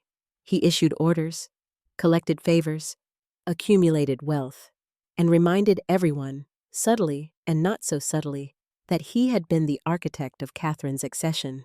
His confidence bordered on arrogance. His enemies multiplied, and Catherine let him. This was not weakness. It was calculation. Catherine understood that Menshikov's dominance served a purpose. He absorbed resentment. He drew criticism away from the throne, those angered by corruption. Excess or ambition focused their hostility on him rather than on the empress, who appeared distant, restrained, and reasonable by comparison. Menshikov became the lightning rod. Catherine remained the sky. Yet she was not passive. Behind closed doors, she listened carefully. She weighed reports. She questioned decisions quietly. When Menshikov overreached, she did not confront him publicly. She redirected him, limiting scope rather than challenging authority outright. This balance preserved stability. Catherine's greatest concern was not Menshikov's ambition. It was the state of the empire Peter had left behind. Russia was exhausted. Decades of war had expanded its borders but drained its people. The army, swollen to nearly 250,000 men, consumed enormous resources. Taxes were oppressive, infrastructure strained. Local administrators struggled to meet demands imposed from above. Catherine recognized a simple truth Peter had rarely acknowledged. An empire cannot survive on conquest alone. One of her earliest and most consequential decisions was to support a reduction of the military. This was not an act of weakness. It was an act of realism. With Sweden defeated and Russia dominant in the Baltic, the need for such a massive standing army had diminished. Scaling it back would ease taxation and reduce unrest. Convincing the court and Menshikov was not easy. Military leaders resisted, nobles feared loss of influence, but Catherine framed the decision carefully. As consolidation, not retreat. As preservation of Peter's achievements, not abandonment. The argument prevailed. Troop numbers declined gradually. Tax burdens eased. The immediate effect was subtle, but real. Rural hardship lessened. Complaints diminished. Catherine's reputation among common people began to shift, from unknown empress to benevolent ruler. She did not publicize these changes. She allowed them to speak for themselves. Catherine also took steps to stabilize the court itself. She avoided sweeping purges. She confirmed titles. She rewarded loyalty without indulging excess. Where Peter had ruled through fear and energy, Catherine ruled through predictability. This predictability calmed nerves. Foreign diplomats took notice. Reports from European courts described Catherine's reign as unexpectedly stable. There were no uprisings, no immediate reversals of policy, no violent succession struggles, for a woman with no dynastic claim. This calm was remarkable. Catherine understood its fragility. She knew her reign rested on borrowed time and borrowed support. Her health was not robust. Her authority, while accepted, was not deeply rooted. And Menshikoff's growing power posed long-term risks, not just to the empire, but to her legacy. Yet Catherine did not move against him. Not yet. She had learned patience too well. Instead, she focused on something more enduring than court intrigue: precedent. By ruling competently, even briefly, she reshaped expectations. She demonstrated that a woman could sit on Russia's throne without disaster. That power need not always be inherited to be legitimate. That stability could follow audacity. This mattered. It mattered for her daughters. It mattered for the empire. It mattered for the future of Russian rule. Catherine also undertook a deeply personal mission. She ordered searches throughout the Baltic region and the Polish-Lithuanian Commonwealth to locate the siblings she had been separated from as a child. Against odds. She succeeded, reunited with her family after decades of loss. She elevated them to noble status, binding her past to her present in an act of symbolic restoration. The orphan had become the patron. This act did not strengthen her political position. It did not secure allies or neutralize enemies, but it anchored Catherine's sense of self in a world that had stripped it away repeatedly. And that grounding mattered.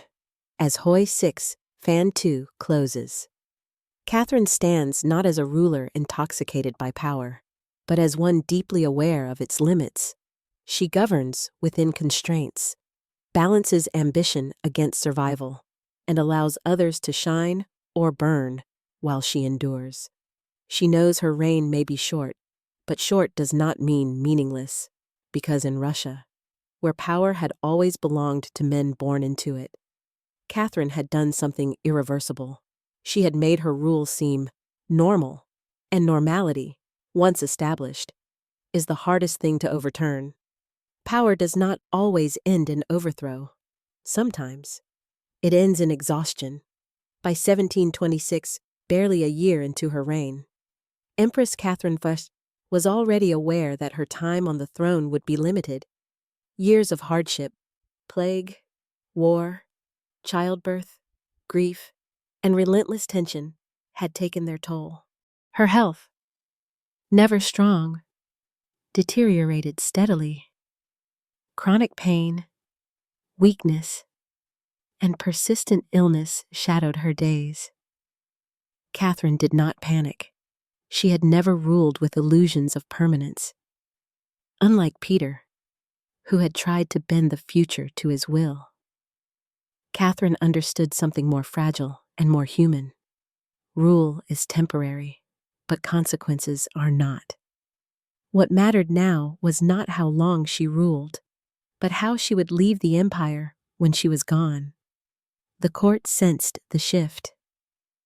Menshikov's authority continued to expand, and with Catherine's health fading, many assumed he was positioning himself as the true power behind the throne. In practice, this was partly true. Menshikov handled much of the daily administration, controlled military appointments, and dominated court politics.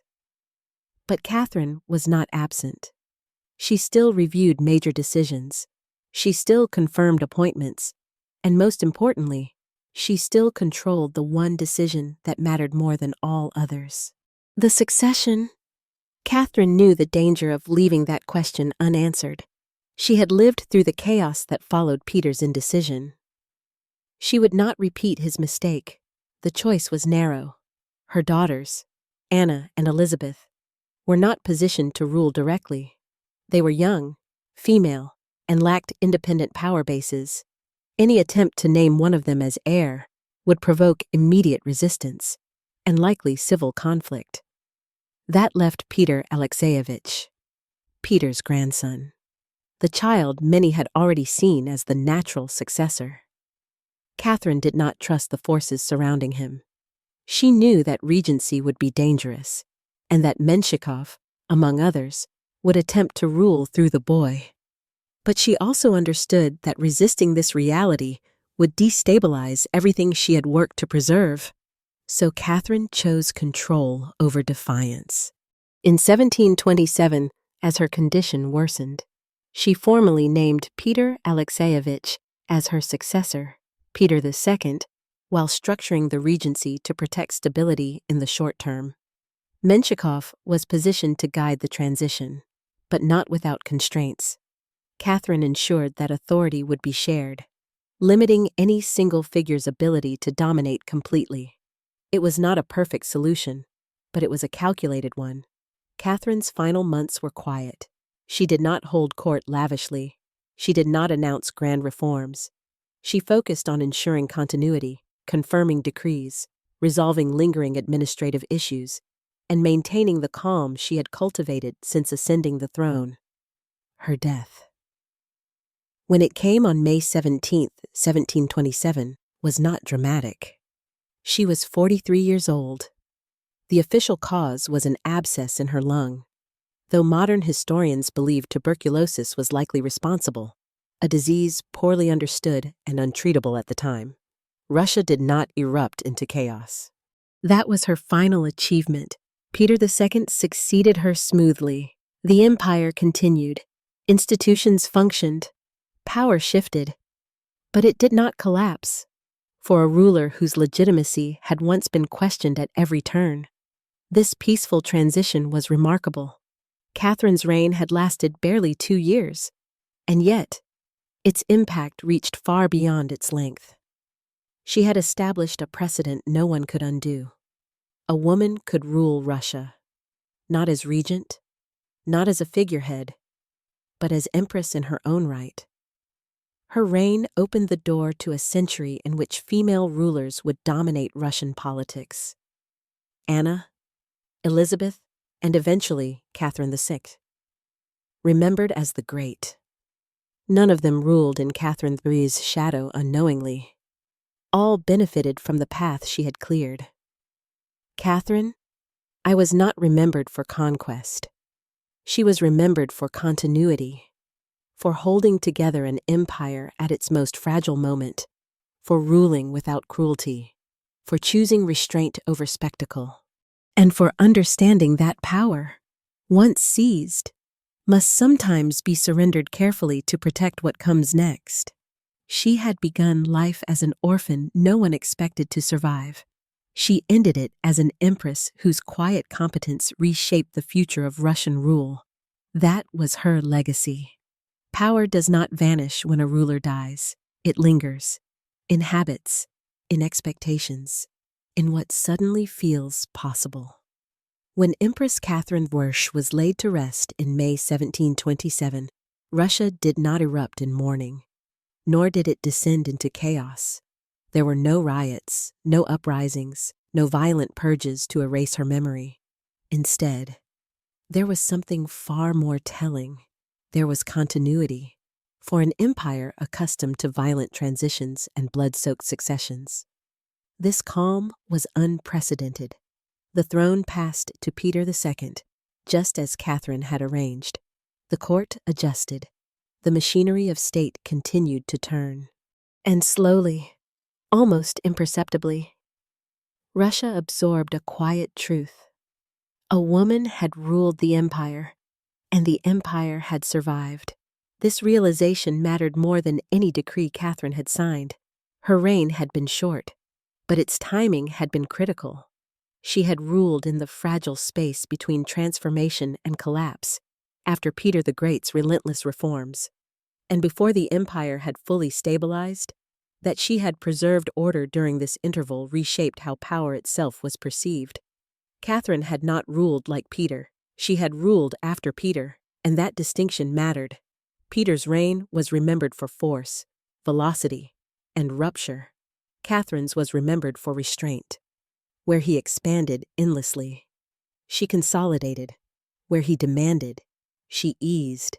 Where he exhausted the empire, she allowed it to breathe. One of her most significant legacies lay in the scaling back of the military. Under Peter, Russia's army had grown to nearly 250,000 men, the largest standing force in Europe at the time. This strength had secured victory in the Great Northern War. But it came at an enormous cost. Taxes were crushing. Conscription drained villages. Infrastructure struggled to keep pace with demands. Catherine had recognized this imbalance during her reign. She supported reductions in troop numbers and military expenditure. The war was over. Russia's dominance in the Baltic was secure. Maintaining such a massive force was no longer strategic. It was destructive. These changes did not weaken Russia. They stabilized it. With reduced military demands, taxation eased. Rural hardship declined. Local unrest subsided for ordinary people.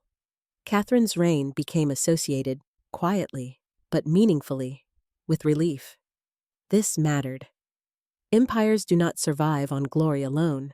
They survive on tolerability. Catherine had understood that instinctively. The court, too, began to reevaluate her reign. Those who had once dismissed her as a placeholder now recognized that she had accomplished something none of them had anticipated. She had made her rule uneventful, and in politics, uneventfulness after upheaval is an achievement of the highest order. Foreign observers noted the same. European diplomats, initially skeptical of a peasant-born empress, revised their assessments. Reports described Russia as stable, predictable, and intact.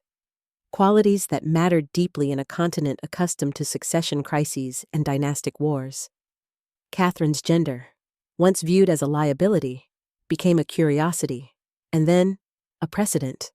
For the first time, the idea of female monarchy in Russia was no longer theoretical. It had been tested, and it had worked. This realization would echo for decades. The women who followed, Anna of Russia, Elizabeth Petrovna, and eventually Catherine II, would inherit not just a throne, but an assumption Catherine I had forged through endurance. That authority did not require masculinity. That legitimacy could be constructed through stability. That power, once normalized, ceased to shock. Catherine had not proclaimed herself a pioneer. She had simply ruled, and in doing so, she changed the equation. Her personal story, once whispered as scandal, began to soften into narrative. The orphan, the servant, the war prize, the empress. It became a tale not of transgression, but of survival and competence. This reframing mattered in a society deeply conscious of hierarchy. Catherine's rise suggested that loyalty, resilience, and political instinct could matter as much as lineage. Not everyone accepted this lesson, but no one could fully dismiss it.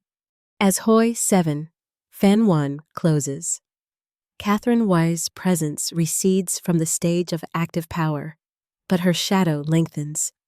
The Russia she left behind was not transformed by ideology or conquest, but by possibility. She had not changed what power was. She had changed who could hold it, and once that boundary is crossed, history never fully returns to where it began. History often remembers conquerors. It rarely pauses to consider what happens after restraint. In the months following Catherine III's death, Russia entered a phase that revealed the quiet complexity of her legacy. The transition to Peter II proceeded as planned, smooth on the surface, tense beneath. Regents assembled, factions adjusted, and those who had supported Catherine's rise began to test how much of her influence remained without her presence. Among the first to feel the shift was Alexander Menshikov during Catherine's reign. Menshikov had been indispensable. After her death, he believed himself untouchable. He positioned himself as guardian to the young emperor, arranging engagements, consolidating offices, and projecting confidence that bordered on dominance. But power without balance invites retaliation. Catherine had kept Menshikov's ambition contained through distance and restraint. Without her, the court's tolerance evaporated. Nobles who had endured his excesses quietly began to coordinate. Old aristocratic families, sidelined under Peter and tolerated under Catherine, saw their opening within 2 years. Menshikov fell, stripped of power, exiled, and disgraced. He would die far from the court he once controlled. His collapse was swift and instructive. Catherine's true legacy had not been her favoritism, but the equilibrium she maintained. Without it, even the strongest operator could be undone. The court took note. At the same time, Catherine's personal legacy unfolded in a quieter register, one that rarely appears in official chronicles but speaks volumes about the woman behind the crown. During her reign, Catherine had ordered a search for her 4 siblings, separated from her in childhood after their parents' deaths, against odds. They were found across the Baltic region and the former Polish-Lithuanian Commonwealth, living lives shaped by the same poverty and obscurity she had escaped. Catherine reunited with them. She did not merely offer comfort, she elevated them, granting noble status, security, and a place within Russian society. This act did not strengthen her claim to the throne. It did not buy alliances or quell opposition. It did something else. It restored what history had taken from her. For a woman whose life had been defined by erasure of parents, homeland, children, this reunion mattered deeply. It tied her present to a past that had nearly vanished. It asserted that ascent need not require total abandonment of origin in an empire obsessed with pedigree. This was quietly radical. The message was subtle but unmistakable. Origin did not have to be destiny.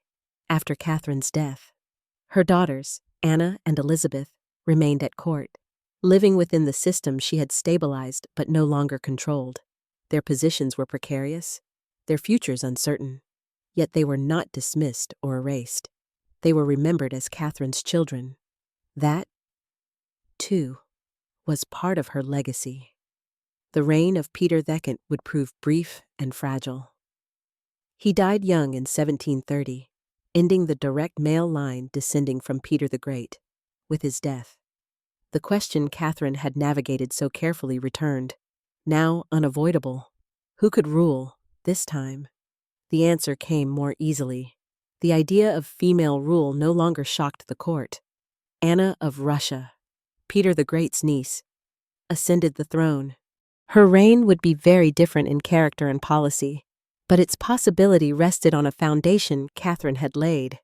The empire had already accepted that a woman could sit at its center without immediate collapse. The door Catherine opened did not close. It widened as the decades passed. That opening would admit Elizabeth Petrovna, Catherine's own daughter, who would seize power in 1741 and rule for over 2 decades. And later still, another Catherine, Catherine II, would ascend, expand the empire, and become known to history as the Great. None of them ruled in a vacuum. All of them ruled in a world that had already been tested. Catherine Verki's reign had proven something fundamental. Legitimacy could be constructed through performance. Stability, restraint, and continuity could compensate for origin. Authority could be learned. Power could be normalized.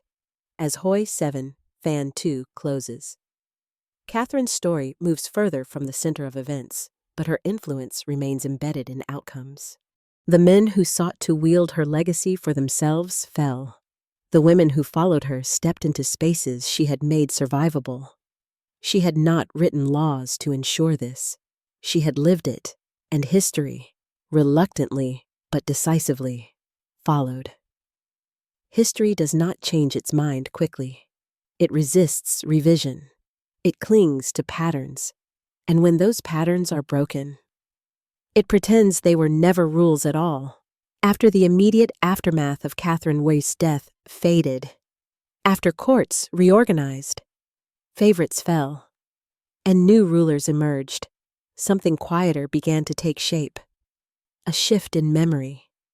Catherine had not ruled long enough to dominate chronicles with conquest or spectacle. She left behind no grand architectural vision, no sweeping legal code bearing her name, no decisive military victory that demanded admiration. Instead, she left something far more difficult for history to categorize. She left proof that rule could be learned, proof that legitimacy could be constructed, proof that power did not always require ancestry to endure. At first, historians struggled with her story. She did not fit comfortably into established frameworks.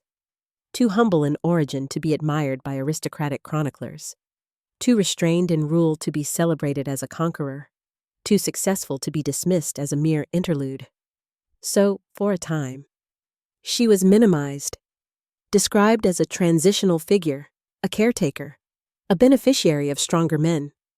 But these descriptions could not survive the evidence, because what followed Catherine did not resemble a return to the past. It resembled a continuation. After Peter II's death in 1730, the Russian court faced once again the question that had once seemed unthinkable. Could a woman rule? The answer, now, came without panic. The empire turned to Anna of Russia, Peter the Great's niece. Her accession was negotiated, constrained, and later asserted with force. But its possibility rested on a foundation Catherine had laid. The idea no longer shocked, and once shock disappears, resistance weakens. Anna's reign was followed by Elizabeth Petrovna, Catherine's own daughter, who seized power in 1741 through a coup backed by the Guards, men who had grown accustomed to female authority at the center of power. Elizabeth ruled for over 20 years, shaping culture, patronage, and court life in ways that would define Russia's identity. And then came another Catherine, Catherine VI, foreign-born, married into power, initially underestimated. Her rise followed a different path. Her reign would eclipse all others, but her survival depended on an assumption that had already been tested and normalized, that a woman could rule Russia. That assumption did not originate with Catherine the Great. It began with Catherine I. Yet Catherine Fes herself rarely received credit for this transformation. Her reign was too quiet, her methods too subtle, her power too restrained. But that restraint was precisely why her legacy endured. Catherine had not ruled by rewriting ideology. She had ruled by removing fear, by demonstrating that continuity could exist without force, that the empire could breathe after decades of exhaustion. In doing so, she reshaped expectations, not only among elites, but among the guards, administrators, and officials who actually sustained the state. They learned that loyalty could attach to stability rather than spectacle. They learned that governance did not always require domination. They learned that endurance could be authority. These lessons outlived her, even as later rulers centralized power, expanded territory, and ruled with greater confidence. The memory of Catherine Fries lingered, not as a warning, but as reassurance. She had not broken Russia. She had held it together, and in a state built on force. That was revolutionary. Catherine's personal story, once whispered as scandal, slowly transformed into something else. A narrative of ascent through resilience rather than entitlement, of adaptation rather than conquest, of survival elevated to rule. In modern terms, she might be described as accidental, but accidents do not leave legacies. Catherine. She changed the baseline of what power could look like, and once a baseline shifts, history adjusts, as Hoy 7 closes. Catherine's presence recedes fully into the past, but her influence remains embedded in the century that followed. She does not dominate memory with monuments or battles. She endures in structure, in precedent, in possibility, in the quiet confidence with which Russia accepted women at its helm again and again. She began life as an orphan no one expected to matter. She ended it as a ruler whose greatest achievement was making the extraordinary feel ordinary. And history, slow, stubborn, and resistant, eventually learned from her. Empires do not ask for permission. They take. Sometime around 1502, in the small town of Rohatin, in a borderland region known then as Ruthenia, today part of western Ukraine, a girl was born into a life that promised nothing remarkable. Her name at birth is unknown. History would later argue over it, speculate, invent possibilities, but names mattered little where she came from.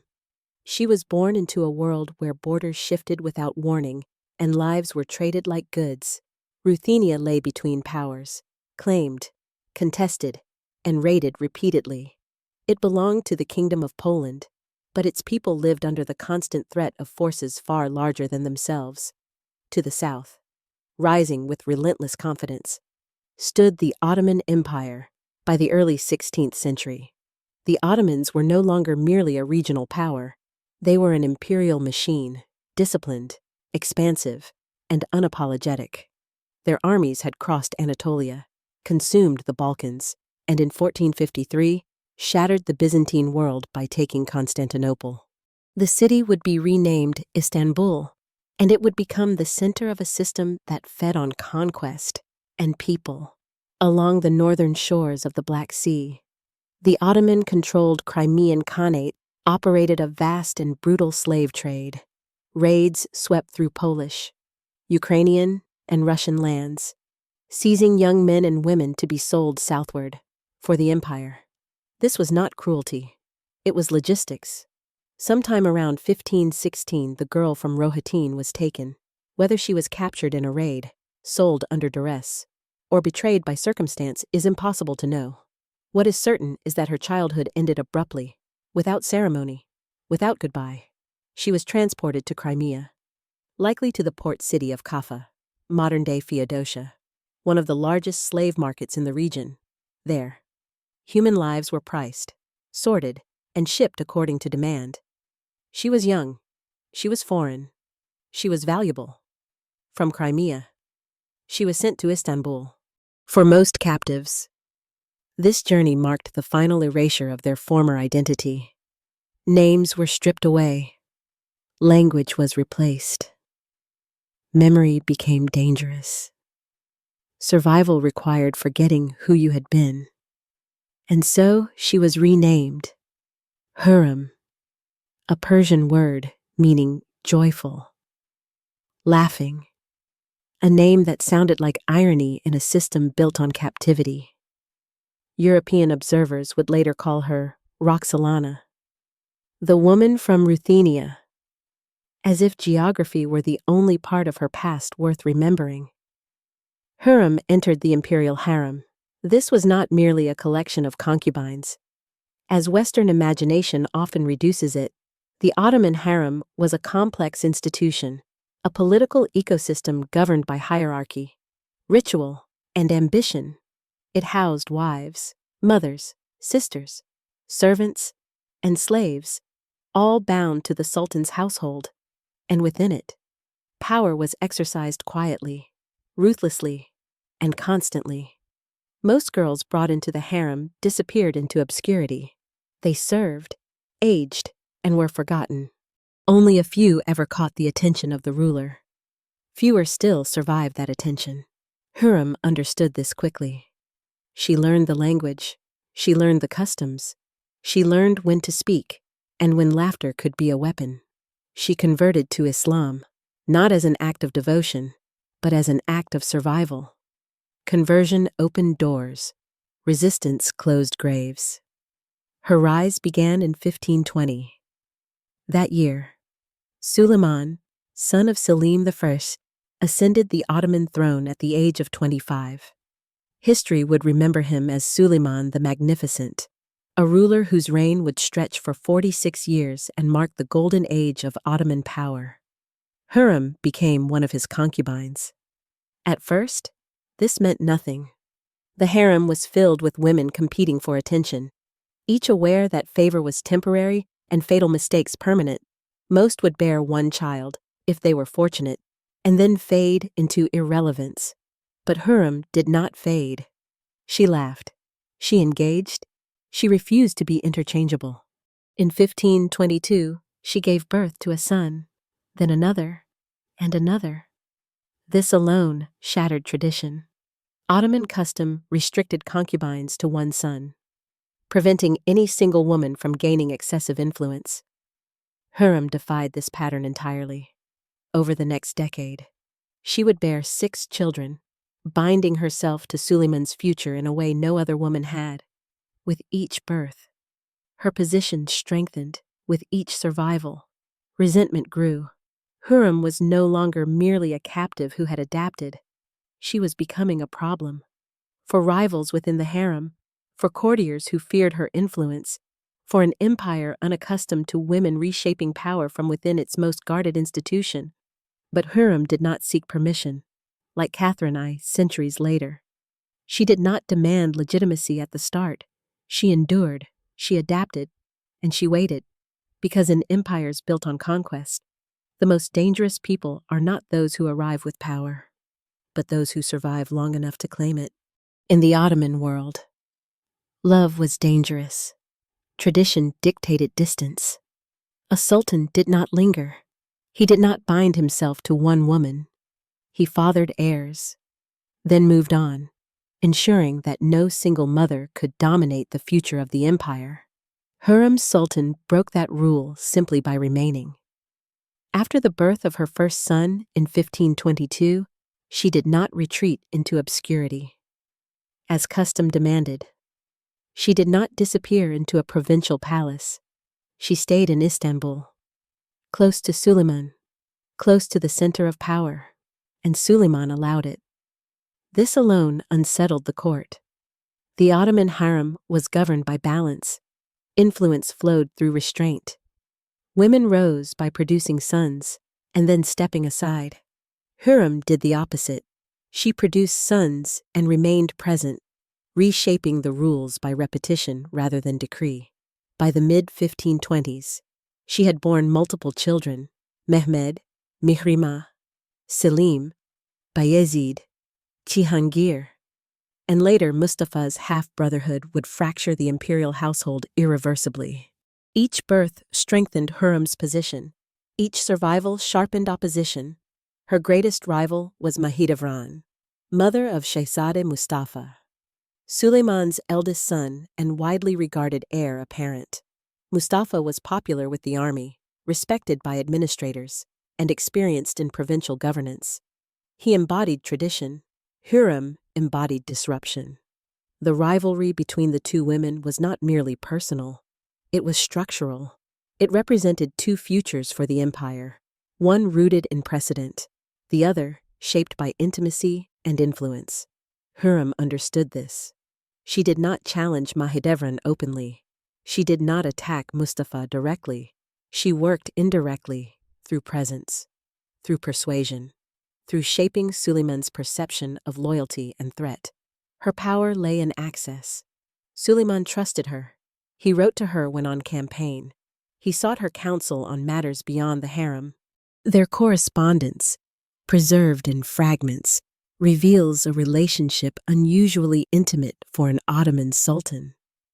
They spoke not only of affection, but of fear, doubt, and responsibility.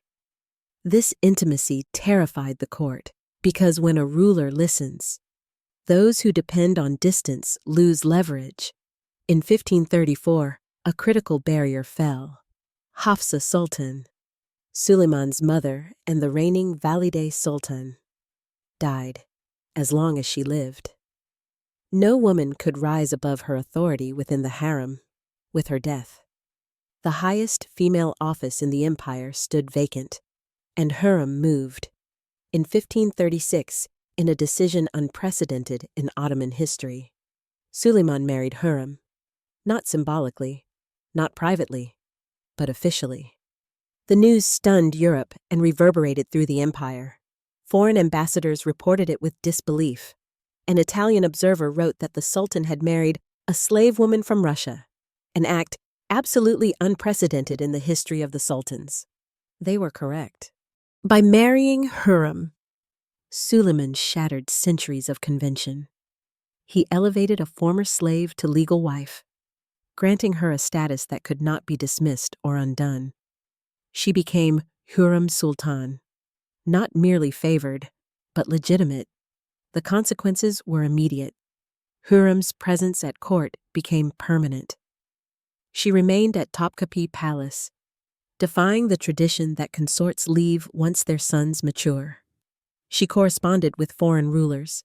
She sponsored architectural projects, charities, and religious institutions across the empire. She transformed the harem from a private household into a political institution. This shift would later be known as the beginning of the Sultanate of Women, a century-long period in which women exercised unprecedented influence over Ottoman governance. But power never arrives without resistance. As Hürrem's influence grew, so did suspicion.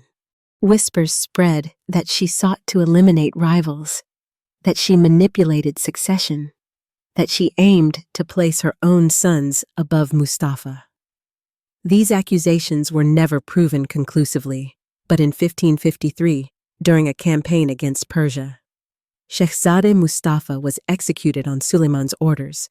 Accused of plotting rebellion, he was strangled in a military tent, an act that shocked the empire and scarred Suleiman's reign.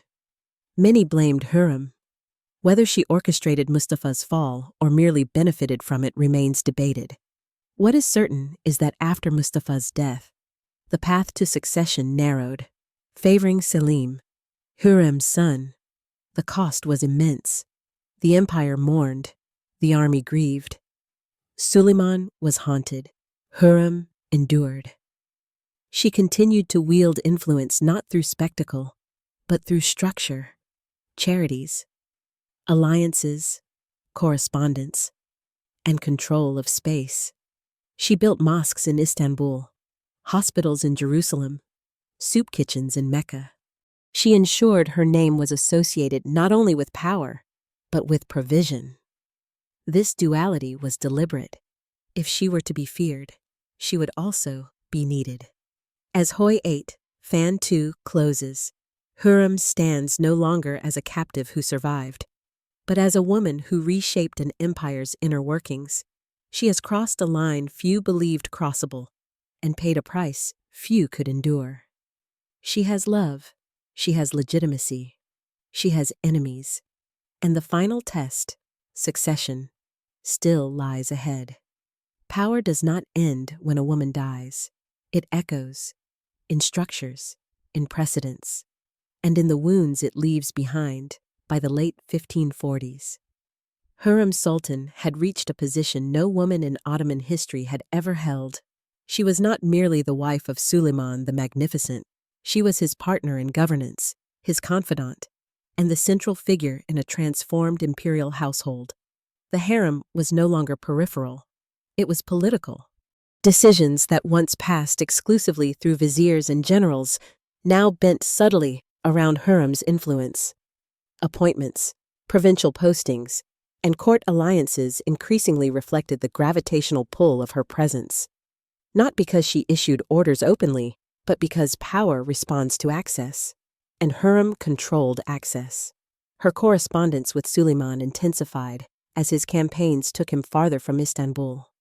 Letters carried affection, reassurance, and careful reminders of loyalty. She framed threats as concerns, rivals as risks, and stability as a fragile thing that required vigilance. Suleiman listened. But listening has consequences. The execution of Shehzadeh Mustafa in 1553 marked a point of no return. Though the order came from Suleiman himself, the shadow of Hürrem's influence hung heavily over the act. Mustafa had been popular, capable, and widely regarded as the natural heir.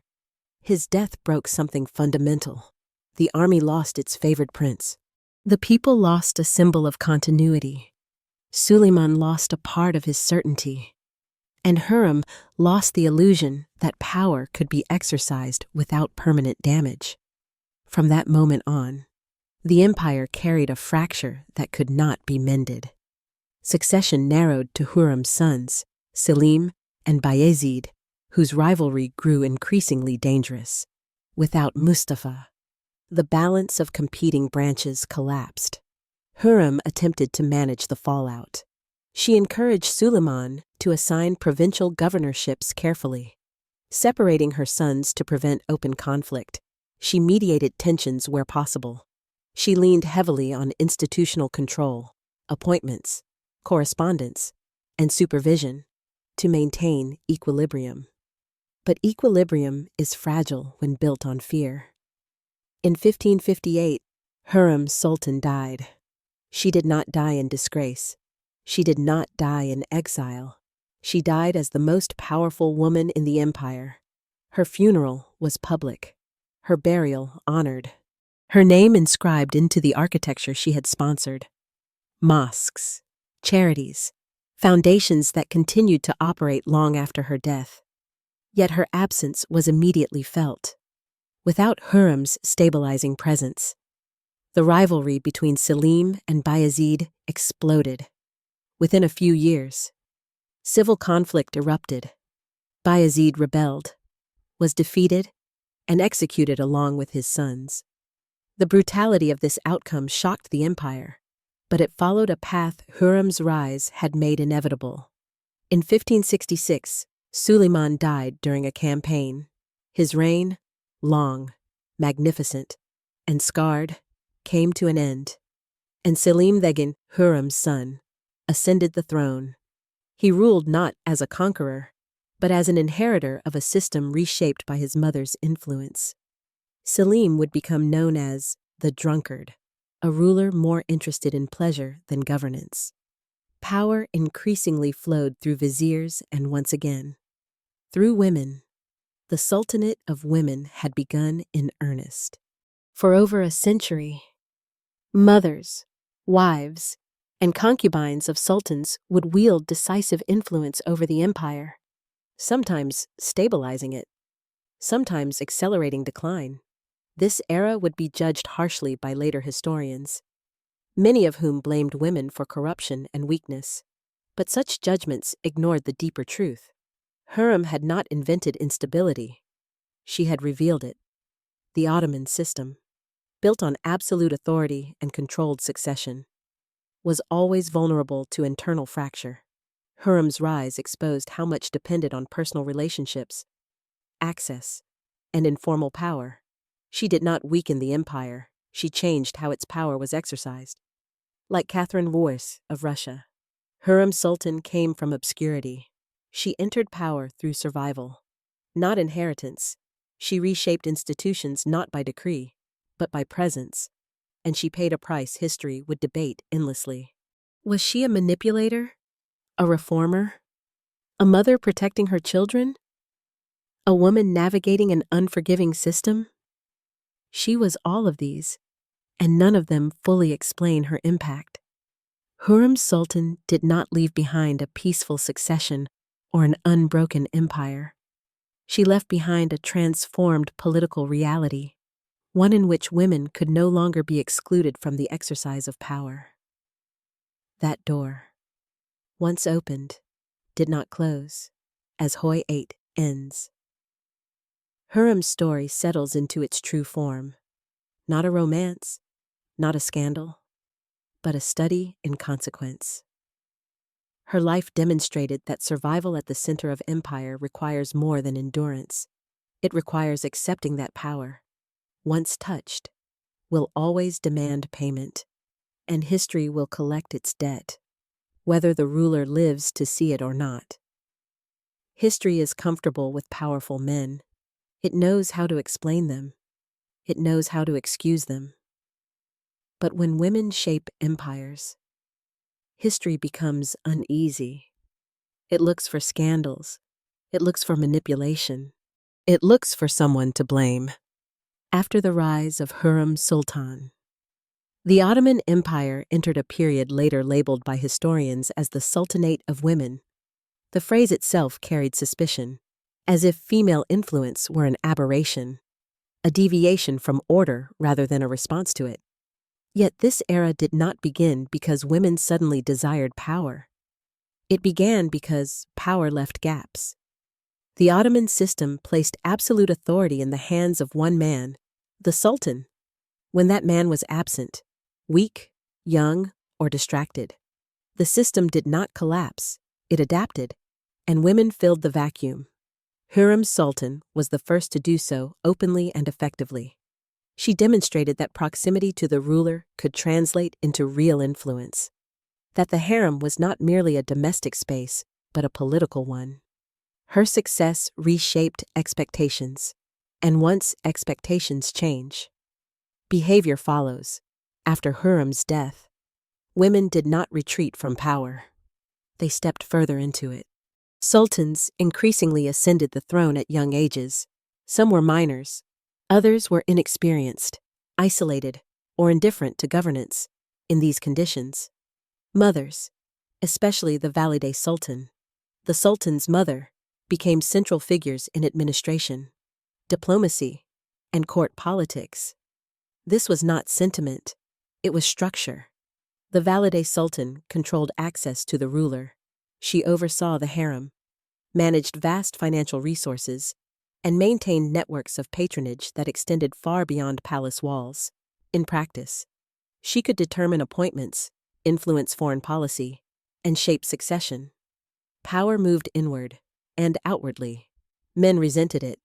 The presence of women in political decision-making unsettled traditional elites. Viziers, military leaders, and religious authorities complained, sometimes openly, often privately, that the empire was being softened, corrupted, or misled. But these complaints ignored an inconvenient truth. The empire continued to function. Wars were fought, treaties signed, taxes collected, institutions endured. If anything, governance became more cautious, more negotiated, and less impulsive than during periods of unchecked masculine authority. This nuance rarely survived historical retelling. Instead, later chroniclers, many writing centuries afterward, constructed a narrative in which female influence became a convenient explanation for decline. When military expansion slowed, women were blamed. When internal conflict intensified, women were blamed. When succession turned violent, women were blamed. This pattern was not unique to the Ottomans. It echoed across cultures. In France, powerful royal mistresses like Madame de Maintenon and Madame de Pompadour shaped policy, patronage, and culture, yet were remembered primarily as distractions or corrupting forces. In Russia, Catherine I's restraint was minimized, while later female rulers were scrutinized more harshly than their male counterparts. History, it seemed, struggled to accept female authority without suspicion. But the facts remained stubborn. Empires did not decline because women influenced them. Women influenced empires because those empires were already vulnerable. Hurrem Sultan's rise exposed structural weaknesses in the Ottoman system, its reliance on personal loyalty, its violent succession practices, its concentration of power in one individual. These weaknesses existed long before her. She did not create them. She navigated them, and in navigating them successfully, she changed the internal logic of power. For the first time, women were no longer passive figures waiting on outcomes. They became actors, sometimes stabilizing, sometimes destructive, but always consequential. This frightened historians, because once women are acknowledged as political agents, responsibility becomes shared. Failure can no longer be blamed on fate or on the temperament of one man alone. it must be analyzed as governance. And governance is messy, as Hoi 9, Fan 1 closes. The story widens beyond individual lives. Catherine Was and Hurrem Sultan now stand not merely as exceptional figures, but as signals of a broader transformation, one in which female power becomes visible enough to be feared, criticized, and ultimately blamed. But fear is not evidence, and blame is not explanation. What follows is not the story of women ruining empires, but of empires revealing how fragile they always were. Once women were allowed close enough to touch the levers of power, every system that concentrates power eventually demands sacrifice. When women entered that system, not as symbols, but as participants, the price did not disappear. It changed form. In the Ottoman Empire after Hurrem Sultan, female influence became normalized, but never forgiven. Mothers, wives, and concubines who stepped into political space inherited not only authority, but the full moral weight of decisions once reserved for men. And those decisions were rarely clean. Succession, in particular, became the bloodiest arena. Ottoman tradition had long accepted fratricide as a tool of stability. Princes who threatened the throne were eliminated to prevent civil war. It was brutal, but explicit. Responsibility rested squarely on the Sultan. With the rise of women inside the palace, that responsibility blurred. When a prince fell, whispers followed. Was it the Sultan's will, or his mother's fear? His wife's ambition? A woman's influence? This ambiguity was lethal to reputation. After Hurrem's death, the violent struggle between her sons, Selim and Bayezid, ended with Bayezid's execution and the murder of his children. The empire recoiled. Chroniclers mourned the loss. And once again, blame found its way back to a woman who was no longer alive to defend herself. Hurrem became a symbol, not of what she had done, but of what people needed to explain. This pattern repeated during the height of the Sultanate of women. Figures like Kosem Sultan and Turhan Sultan wielded extraordinary power. They negotiated with viziers, managed finances, directed military appointments, and influenced foreign relations. They also authorized executions. They ordered imprisonments. They removed rivals. They made decisions that preserved stability at the cost of lives, and history punished them for it. Male rulers who ordered mass killings were remembered as strong. Women who made similar choices were remembered as cruel. The difference was not action, it was expectation. Society had no framework for women who ruled without softness. When they acted decisively, they violated not law, but narrative. And history, deeply invested in narrative, responded with moral outrage rather than analysis. Yet the alternatives were worse. Women in power could not afford hesitation. In systems where mercy invited overthrow, restraint was not virtue, it was vulnerability. Those who survived longest understood this. They chose blood over collapse. The irony is that these women often acted to prevent wider catastrophe. Regency councils guided empires through minority reigns. Palace politics stabilized transitions that might otherwise have dissolved into civil war. But because they acted from the shadows, because their authority was informal, their contributions were framed as manipulation rather than governance. Power without title becomes suspect. Power exercised quietly becomes dangerous. This dynamic was not unique to the Ottomans. In France, royal mistresses who shaped policy were blamed for defeats they did not command. In Russia, female rulers were accused of indulgence even as they preserved state institutions inherited from volatile men. Across cultures, the same equation appeared. When women touched power, history sharpened its knives. It asked not whether their decisions worked, but whether they should have been allowed to decide at all. The blood spilled during these eras was real, but it was not unique. What was unique was how responsibility was assigned. By focusing on female influence as a source of decay, historians avoided confronting deeper structural failures, systems built on absolute authority, violent succession, and personal loyalty rather than law. Women did not invent these systems. They survived them, and survival, at that level, is never clean. As Hoi 9, Fan 2 closes, the narrative darkens, not because women ruled, but because power itself reveals its cost more clearly when those who wield it are denied forgiveness. Hurrem Sultan, Catherine First, and those who followed were not exceptions. They were mirrors. They reflected empires back to themselves, stripped of romance, stripped of justification, exposing the truth beneath ceremony. That power is always violent, that stability is always purchased, and that history prefers to blame those who make its discomfort visible. History claims to judge actions. In reality, it judges who is allowed to act. By the time the dust settled after the eras shaped by Catherine Ray, Hurrem Sultan, and the women who followed them, a pattern had hardened into narrative.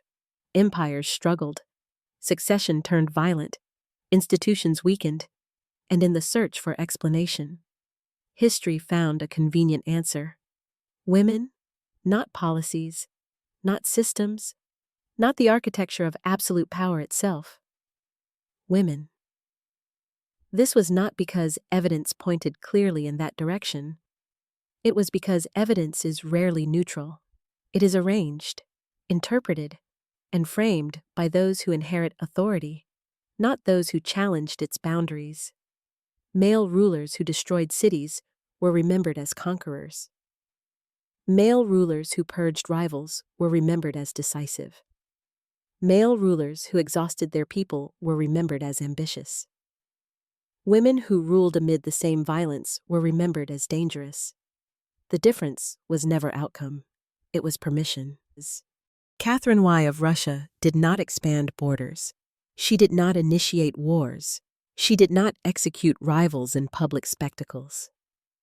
Her reign was quiet, stabilizing, and brief, and yet, for generations, she was reduced to a footnote, an accident of succession, a beneficiary of men more capable than herself. Her success made historians uncomfortable because it offered no spectacle to criticize, only competence to minimize. Hurrem Sultan, by contrast, became spectacle itself. Her influence was emotional, her power informal, her legacy inseparable from bloodshed she did not directly order. This made her an ideal vessel for blame. By personalizing structural violence, history could avoid confronting the deeper truth, that the Ottoman system was built to consume its own heirs. Hurrem did not invent fratricide. She did not invent absolute rule. She navigated a machine that predated her by centuries. But because she was visible, because she mattered, she was remembered as responsible. This selective memory did more than distort individual lives. It shaped how power itself was understood. By framing female authority as aberration, historians preserved the illusion that male rule was natural, even when its outcomes were catastrophic. Wars became destiny. Mass death became necessity. Collapse became inevitability. Only when women ruled did morality suddenly matter. This contradiction reveals the true anxiety beneath historical judgment. Women in power do not merely change who rules. They change how rule is explained. When women act decisively, the myth of benevolent authority collapses. Power is revealed as transactional, coercive, and contingent. There is no longer a heroic narrative to hide behind, only consequences. History resists this exposure, so it rewrites the story. It turns women into symbols of decay. It turns influence into manipulation. It turns survival into ambition. And in doing so, it avoids asking the most dangerous question of all. What if the system itself is the problem? As the 18th and 19th centuries unfolded, Empires continued to rise and fall. Male rulers reclaimed center stage. Wars intensified. Industrialization multiplied the scale of destruction. Yet the narrative shifted little. Power remained masculine by default. Failure remained impersonal. Responsibility remained diffuse. The women who had ruled were remembered not as architects of governance, but as cautionary tales. This was not historical accuracy. It was historical comfort, because acknowledging that women could rule, and rule competently, meant admitting that exclusion had never been about capability. It had always been about control. As Hoi 9 closes, the story reaches its moral turning point. Catherine Weirs and Hurrem Sultan no longer stand as isolated figures. They become case studies in how history responds when its assumptions are violated. They were not saints. They were not villains. They were rulers. And rulers are judged not by purity, but by consequence. History's refusal to forgive them reveals less about their actions and more about its own limitations. The question, then, is not whether women damaged empires. The question is why empires only seem willing to admit the cost of power when women are the ones who pay it. History loves intention. It prefers rulers who were born to rule, trained to rule, destined to rule. It organizes the past around the comforting illusion that power follows a natural order. But every so often, history is interrupted by women it did not plan for. Catherine Weinsumhen of Russia was not meant to survive childhood. Hurrem Sultan was not meant to leave the slave market. Neither was meant to rule. And yet, both did. Their lives unfolded in different centuries, cultures, and empires, but followed the same underlying logic. They entered systems that were never designed for them. They learned the rules quickly. They adapted without sentiment, and they survived long enough to stand where only men were expected to stand, not because they were invited, but because history left an opening, and they took it. Catherine, I ruled Russia at a moment when exhaustion threatened collapse. Peter the Great had transformed the empire through force and vision, but he left behind a fragile structure held together by momentum rather than consensus. Catherine did not expand that structure. She stabilized it. Her rule did not look heroic. It looked functional. And because it was functional, it was minimized. Hurrem Sultan, by contrast, ruled from within an empire at its peak. The Ottoman state under Suleiman was wealthy, expansive, and confident, but beneath that confidence lay a brutal succession system, dependent on violence to preserve order. Hurrem did not dismantle that system. She mastered it. Her influence was intimate rather than official, emotional rather than bureaucratic. And because it was visible, and because it reshaped outcomes, history punished her memory more harshly. One was forgotten, the other was vilified, but neither was accidental. They represent a category of ruler history struggles to name. Women who did not inherit power through design, but through disruption. This category is uncomfortable. It challenges the belief that power is a reward for preparation rather than a test of survival. It reveals that legitimacy is not inherent, but constructed under pressure. And it exposes how often exclusion is justified not by incapacity, but by fear of unpredictability. Catherine and Hurrem were unpredictable, not because they were reckless, but because they were unaccounted for. Their rise forced institutions to respond in real time, without precedent to hide behind. And institutions do not like being tested. This is why history reacted defensively. It reframed Catherine as a caretaker rather than a ruler. It reframed Hurrem as a manipulator rather than a stateswoman. In doing so, it preserved the myth that systems remain stable unless corrupted by outsiders. But the truth is more unsettling. Systems are always fragile. They simply reveal that fragility more clearly when someone unexpected survives them. Catherine and Hurrem did not break their empires. They revealed where those empires were already broken. They showed that succession without law invites chaos, that power without accountability breeds violence, that proximity matters more than title, and that survival is often the most underestimated political skill of all. As their stories converge in this final chapter, one pattern becomes impossible to ignore. Women in power are remembered less for what they did, and more for how their presence made others feel. Unsettled, exposed, replaced. History resents that feeling, so it edits. It shortens reigns. It emphasizes scandal. It softens competence into accident and sharpens influence into threat. But memory is not immutable.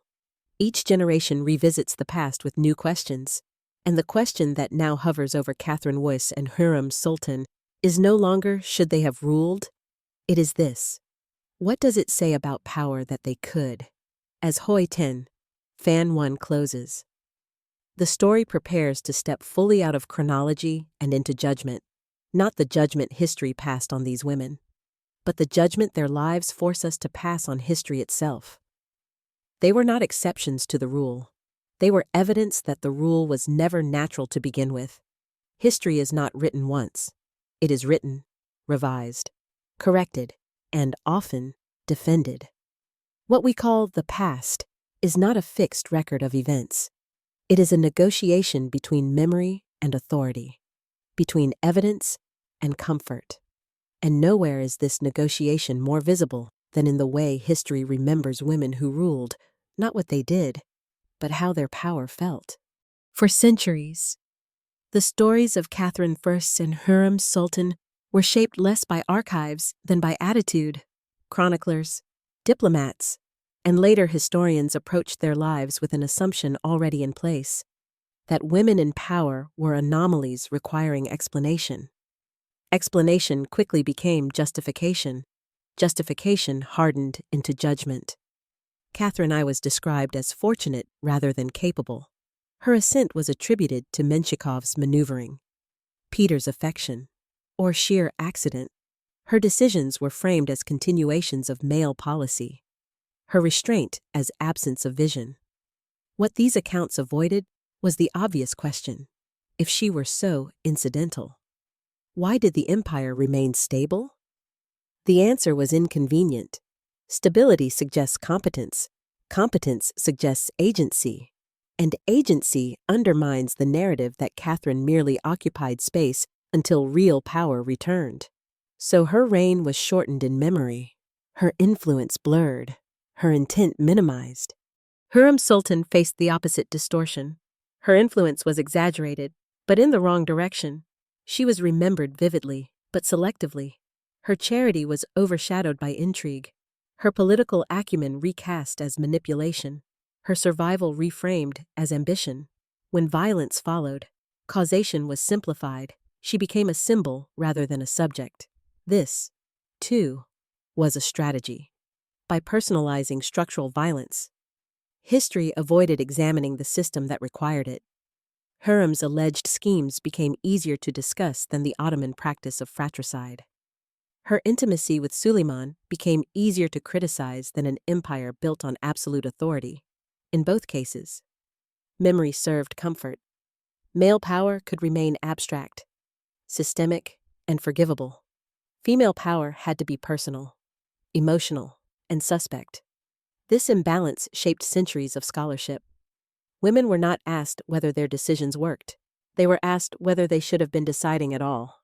The effect was cumulative. Over time, these narratives hardened into common knowledge. Catherine I became a footnote between giants. Hurrem Sultan became a cautionary tale about influence unchecked. Their names were preserved, but their contexts stripped away. What survived was tone, dismissive, suspicious, uneasy, and yet, the archives never fully cooperated with this framing. Diplomatic correspondence noted Catherine's steadiness. Administrative records reflected continuity. Ottoman documents recorded Hurrem's foundations, her endowments, her correspondence with foreign rulers. The evidence was there. It simply required a different question. Not, Were they legitimate? But what did their rule reveal? When historians began asking that question, the narrative shifted. Catherine's restraint appeared strategic rather than passive. Her reliance on Menshikov looked less like dependence and more like delegation. Her choice to reduce military pressure revealed a ruler attuned to social fatigue. Hurrem's actions, viewed through institutional analysis, resembled statecraft rather than scheming. Her patronage networks mirrored those of male viziers. Her influence followed access patterns common to all autocratic systems. The discomfort did not disappear, but it became instructive. It revealed how deeply gender shaped historical interpretation, not just of character, but of causation. The same action could be described as decisive or devious, depending on who performed it. The same outcome could be celebrated or condemned based on expectation. History, it became clear, did not simply record power. It filtered it. This realization changes how we read the past. It forces us to revisit not only Catherine and Hurrem, but the categories we use to understand rule itself: strength, ambition, stability, corruption, virtue. These words are not neutral. They carry assumptions forged in eras that excluded women by design. When women appear in those eras wielding power, the language strains. It becomes moral. It becomes psychological. It becomes personal, rather than structural. As Hoi 10, Fan 2 closes, the story reaches a quiet but decisive pivot. Catherine, Wang, and Hurrem Sultan no longer stand as figures to be defended or condemned. They become instruments for examining how memory is constructed and who benefits from its construction. Their lives do not demand admiration. They demand honesty. Honesty about systems that tolerated violence until women made it visible. Honesty about institutions that accepted incompetence until women demonstrated competence. Honesty about a historical record that mistook discomfort for evidence. The past does not change when we reinterpret it, but we do. And sometimes, that is the most consequential shift of all. When history finishes speaking, silence follows. And in that silence, one question remains: what actually lasts? Empires rise. Empires fall. Names are engraved, erased, and engraved again. But memory is selective. When we look back at figures like Catherine I of Russia and Hurrem Sultan, it is tempting to measure them by conventional scales of greatness: territory gained, laws written, wars won, dynasties secured. By those measures, they appear incomplete. Catherine ruled briefly. Hurrem never ruled officially at all. And yet, removing them from history breaks something essential, because their absence reveals a truth that power prefers to hide. Systems do not endure because they are strong. They endure because someone adapts to their weakness. Catherine: I inherited an empire exhausted by transformation.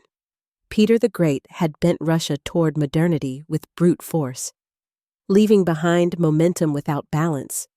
Catherine did not reverse his vision. She prevented it from collapsing under its own weight. Her restraint was not lack of ambition. It was understanding. Understanding that survival after revolution requires quiet hands, not loud ones. That legitimacy is sometimes earned not by expanding power, but by preventing its abuse. History rarely celebrates this kind of rule, because it leaves fewer monuments. Hurrem Sultan inherited something different, a system at its height, confident, vast, and internally violent. The Ottoman Empire did not lack strength. It lacked mercy, law, and sustainable succession. Hurrem did not dismantle these flaws. She lived inside them. She used intimacy where law was absent, influence where institutions were rigid, presence where exclusion was the rule. And in doing so, she revealed how much of imperial governance already depended on the informal. the unseen, the personal, this, more than anything, unsettled history, because it showed that power was never as formal as it claimed to be. What Catherine and Hiram leave behind is not a lesson about women. It is a lesson about power itself. That power is not only exercised through crowns and titles, but through access, endurance, and timing. That legitimacy is not bestowed. It is negotiated under pressure. That survival is not passive. It is a political act. History struggles with these ideas. They complicate heroism. They blur morality. They expose systems rather than celebrating them. So history simplifies. It turns Catherine into a footnote. It turns Hiram into a warning. But simplification does not erase impact. Russia would never again assume that only men could rule without catastrophe. The Ottoman court would never again pretend the harem was apolitical. The precedents stood, long after their names faded from popular admiration. The structures they altered remained. This is the paradox of their legacy. They changed everything and received little credit for it. Yet perhaps that is fitting, because neither Catherine nor Hiram sought immortality through myth. They sought survival for themselves, for their children, for the systems they inhabited. They made choices under constraints that history rarely acknowledges. They did not rule ideal worlds. They ruled the only worlds available, and those worlds demanded compromise. Silence and endurance far more than spectacle, when we remember them now, centuries later. The question is no longer whether they were good or bad rulers. That question belongs to a moral framework that never applied to them fairly in the first place. The better question is this: what does their survival tell us about the nature of power? It tells us that power is not reserved for those born to it, that authority adapts when exclusion fails, that history's boundaries are less rigid than it pretends, and it tells us something uncomfortable but necessary: that when women enter power, they do not corrupt it, they reveal it. They reveal how much of it depends on silence, on proximity, on fear, on survival. As this story ends, Catherine Waqid and Hiram Sultan step fully into the past, not as heroines, not as villains, but as witnesses. Witnesses to the truth that power is never pure, that systems are never neutral, and that history remembers selectively, not accurately, what remains.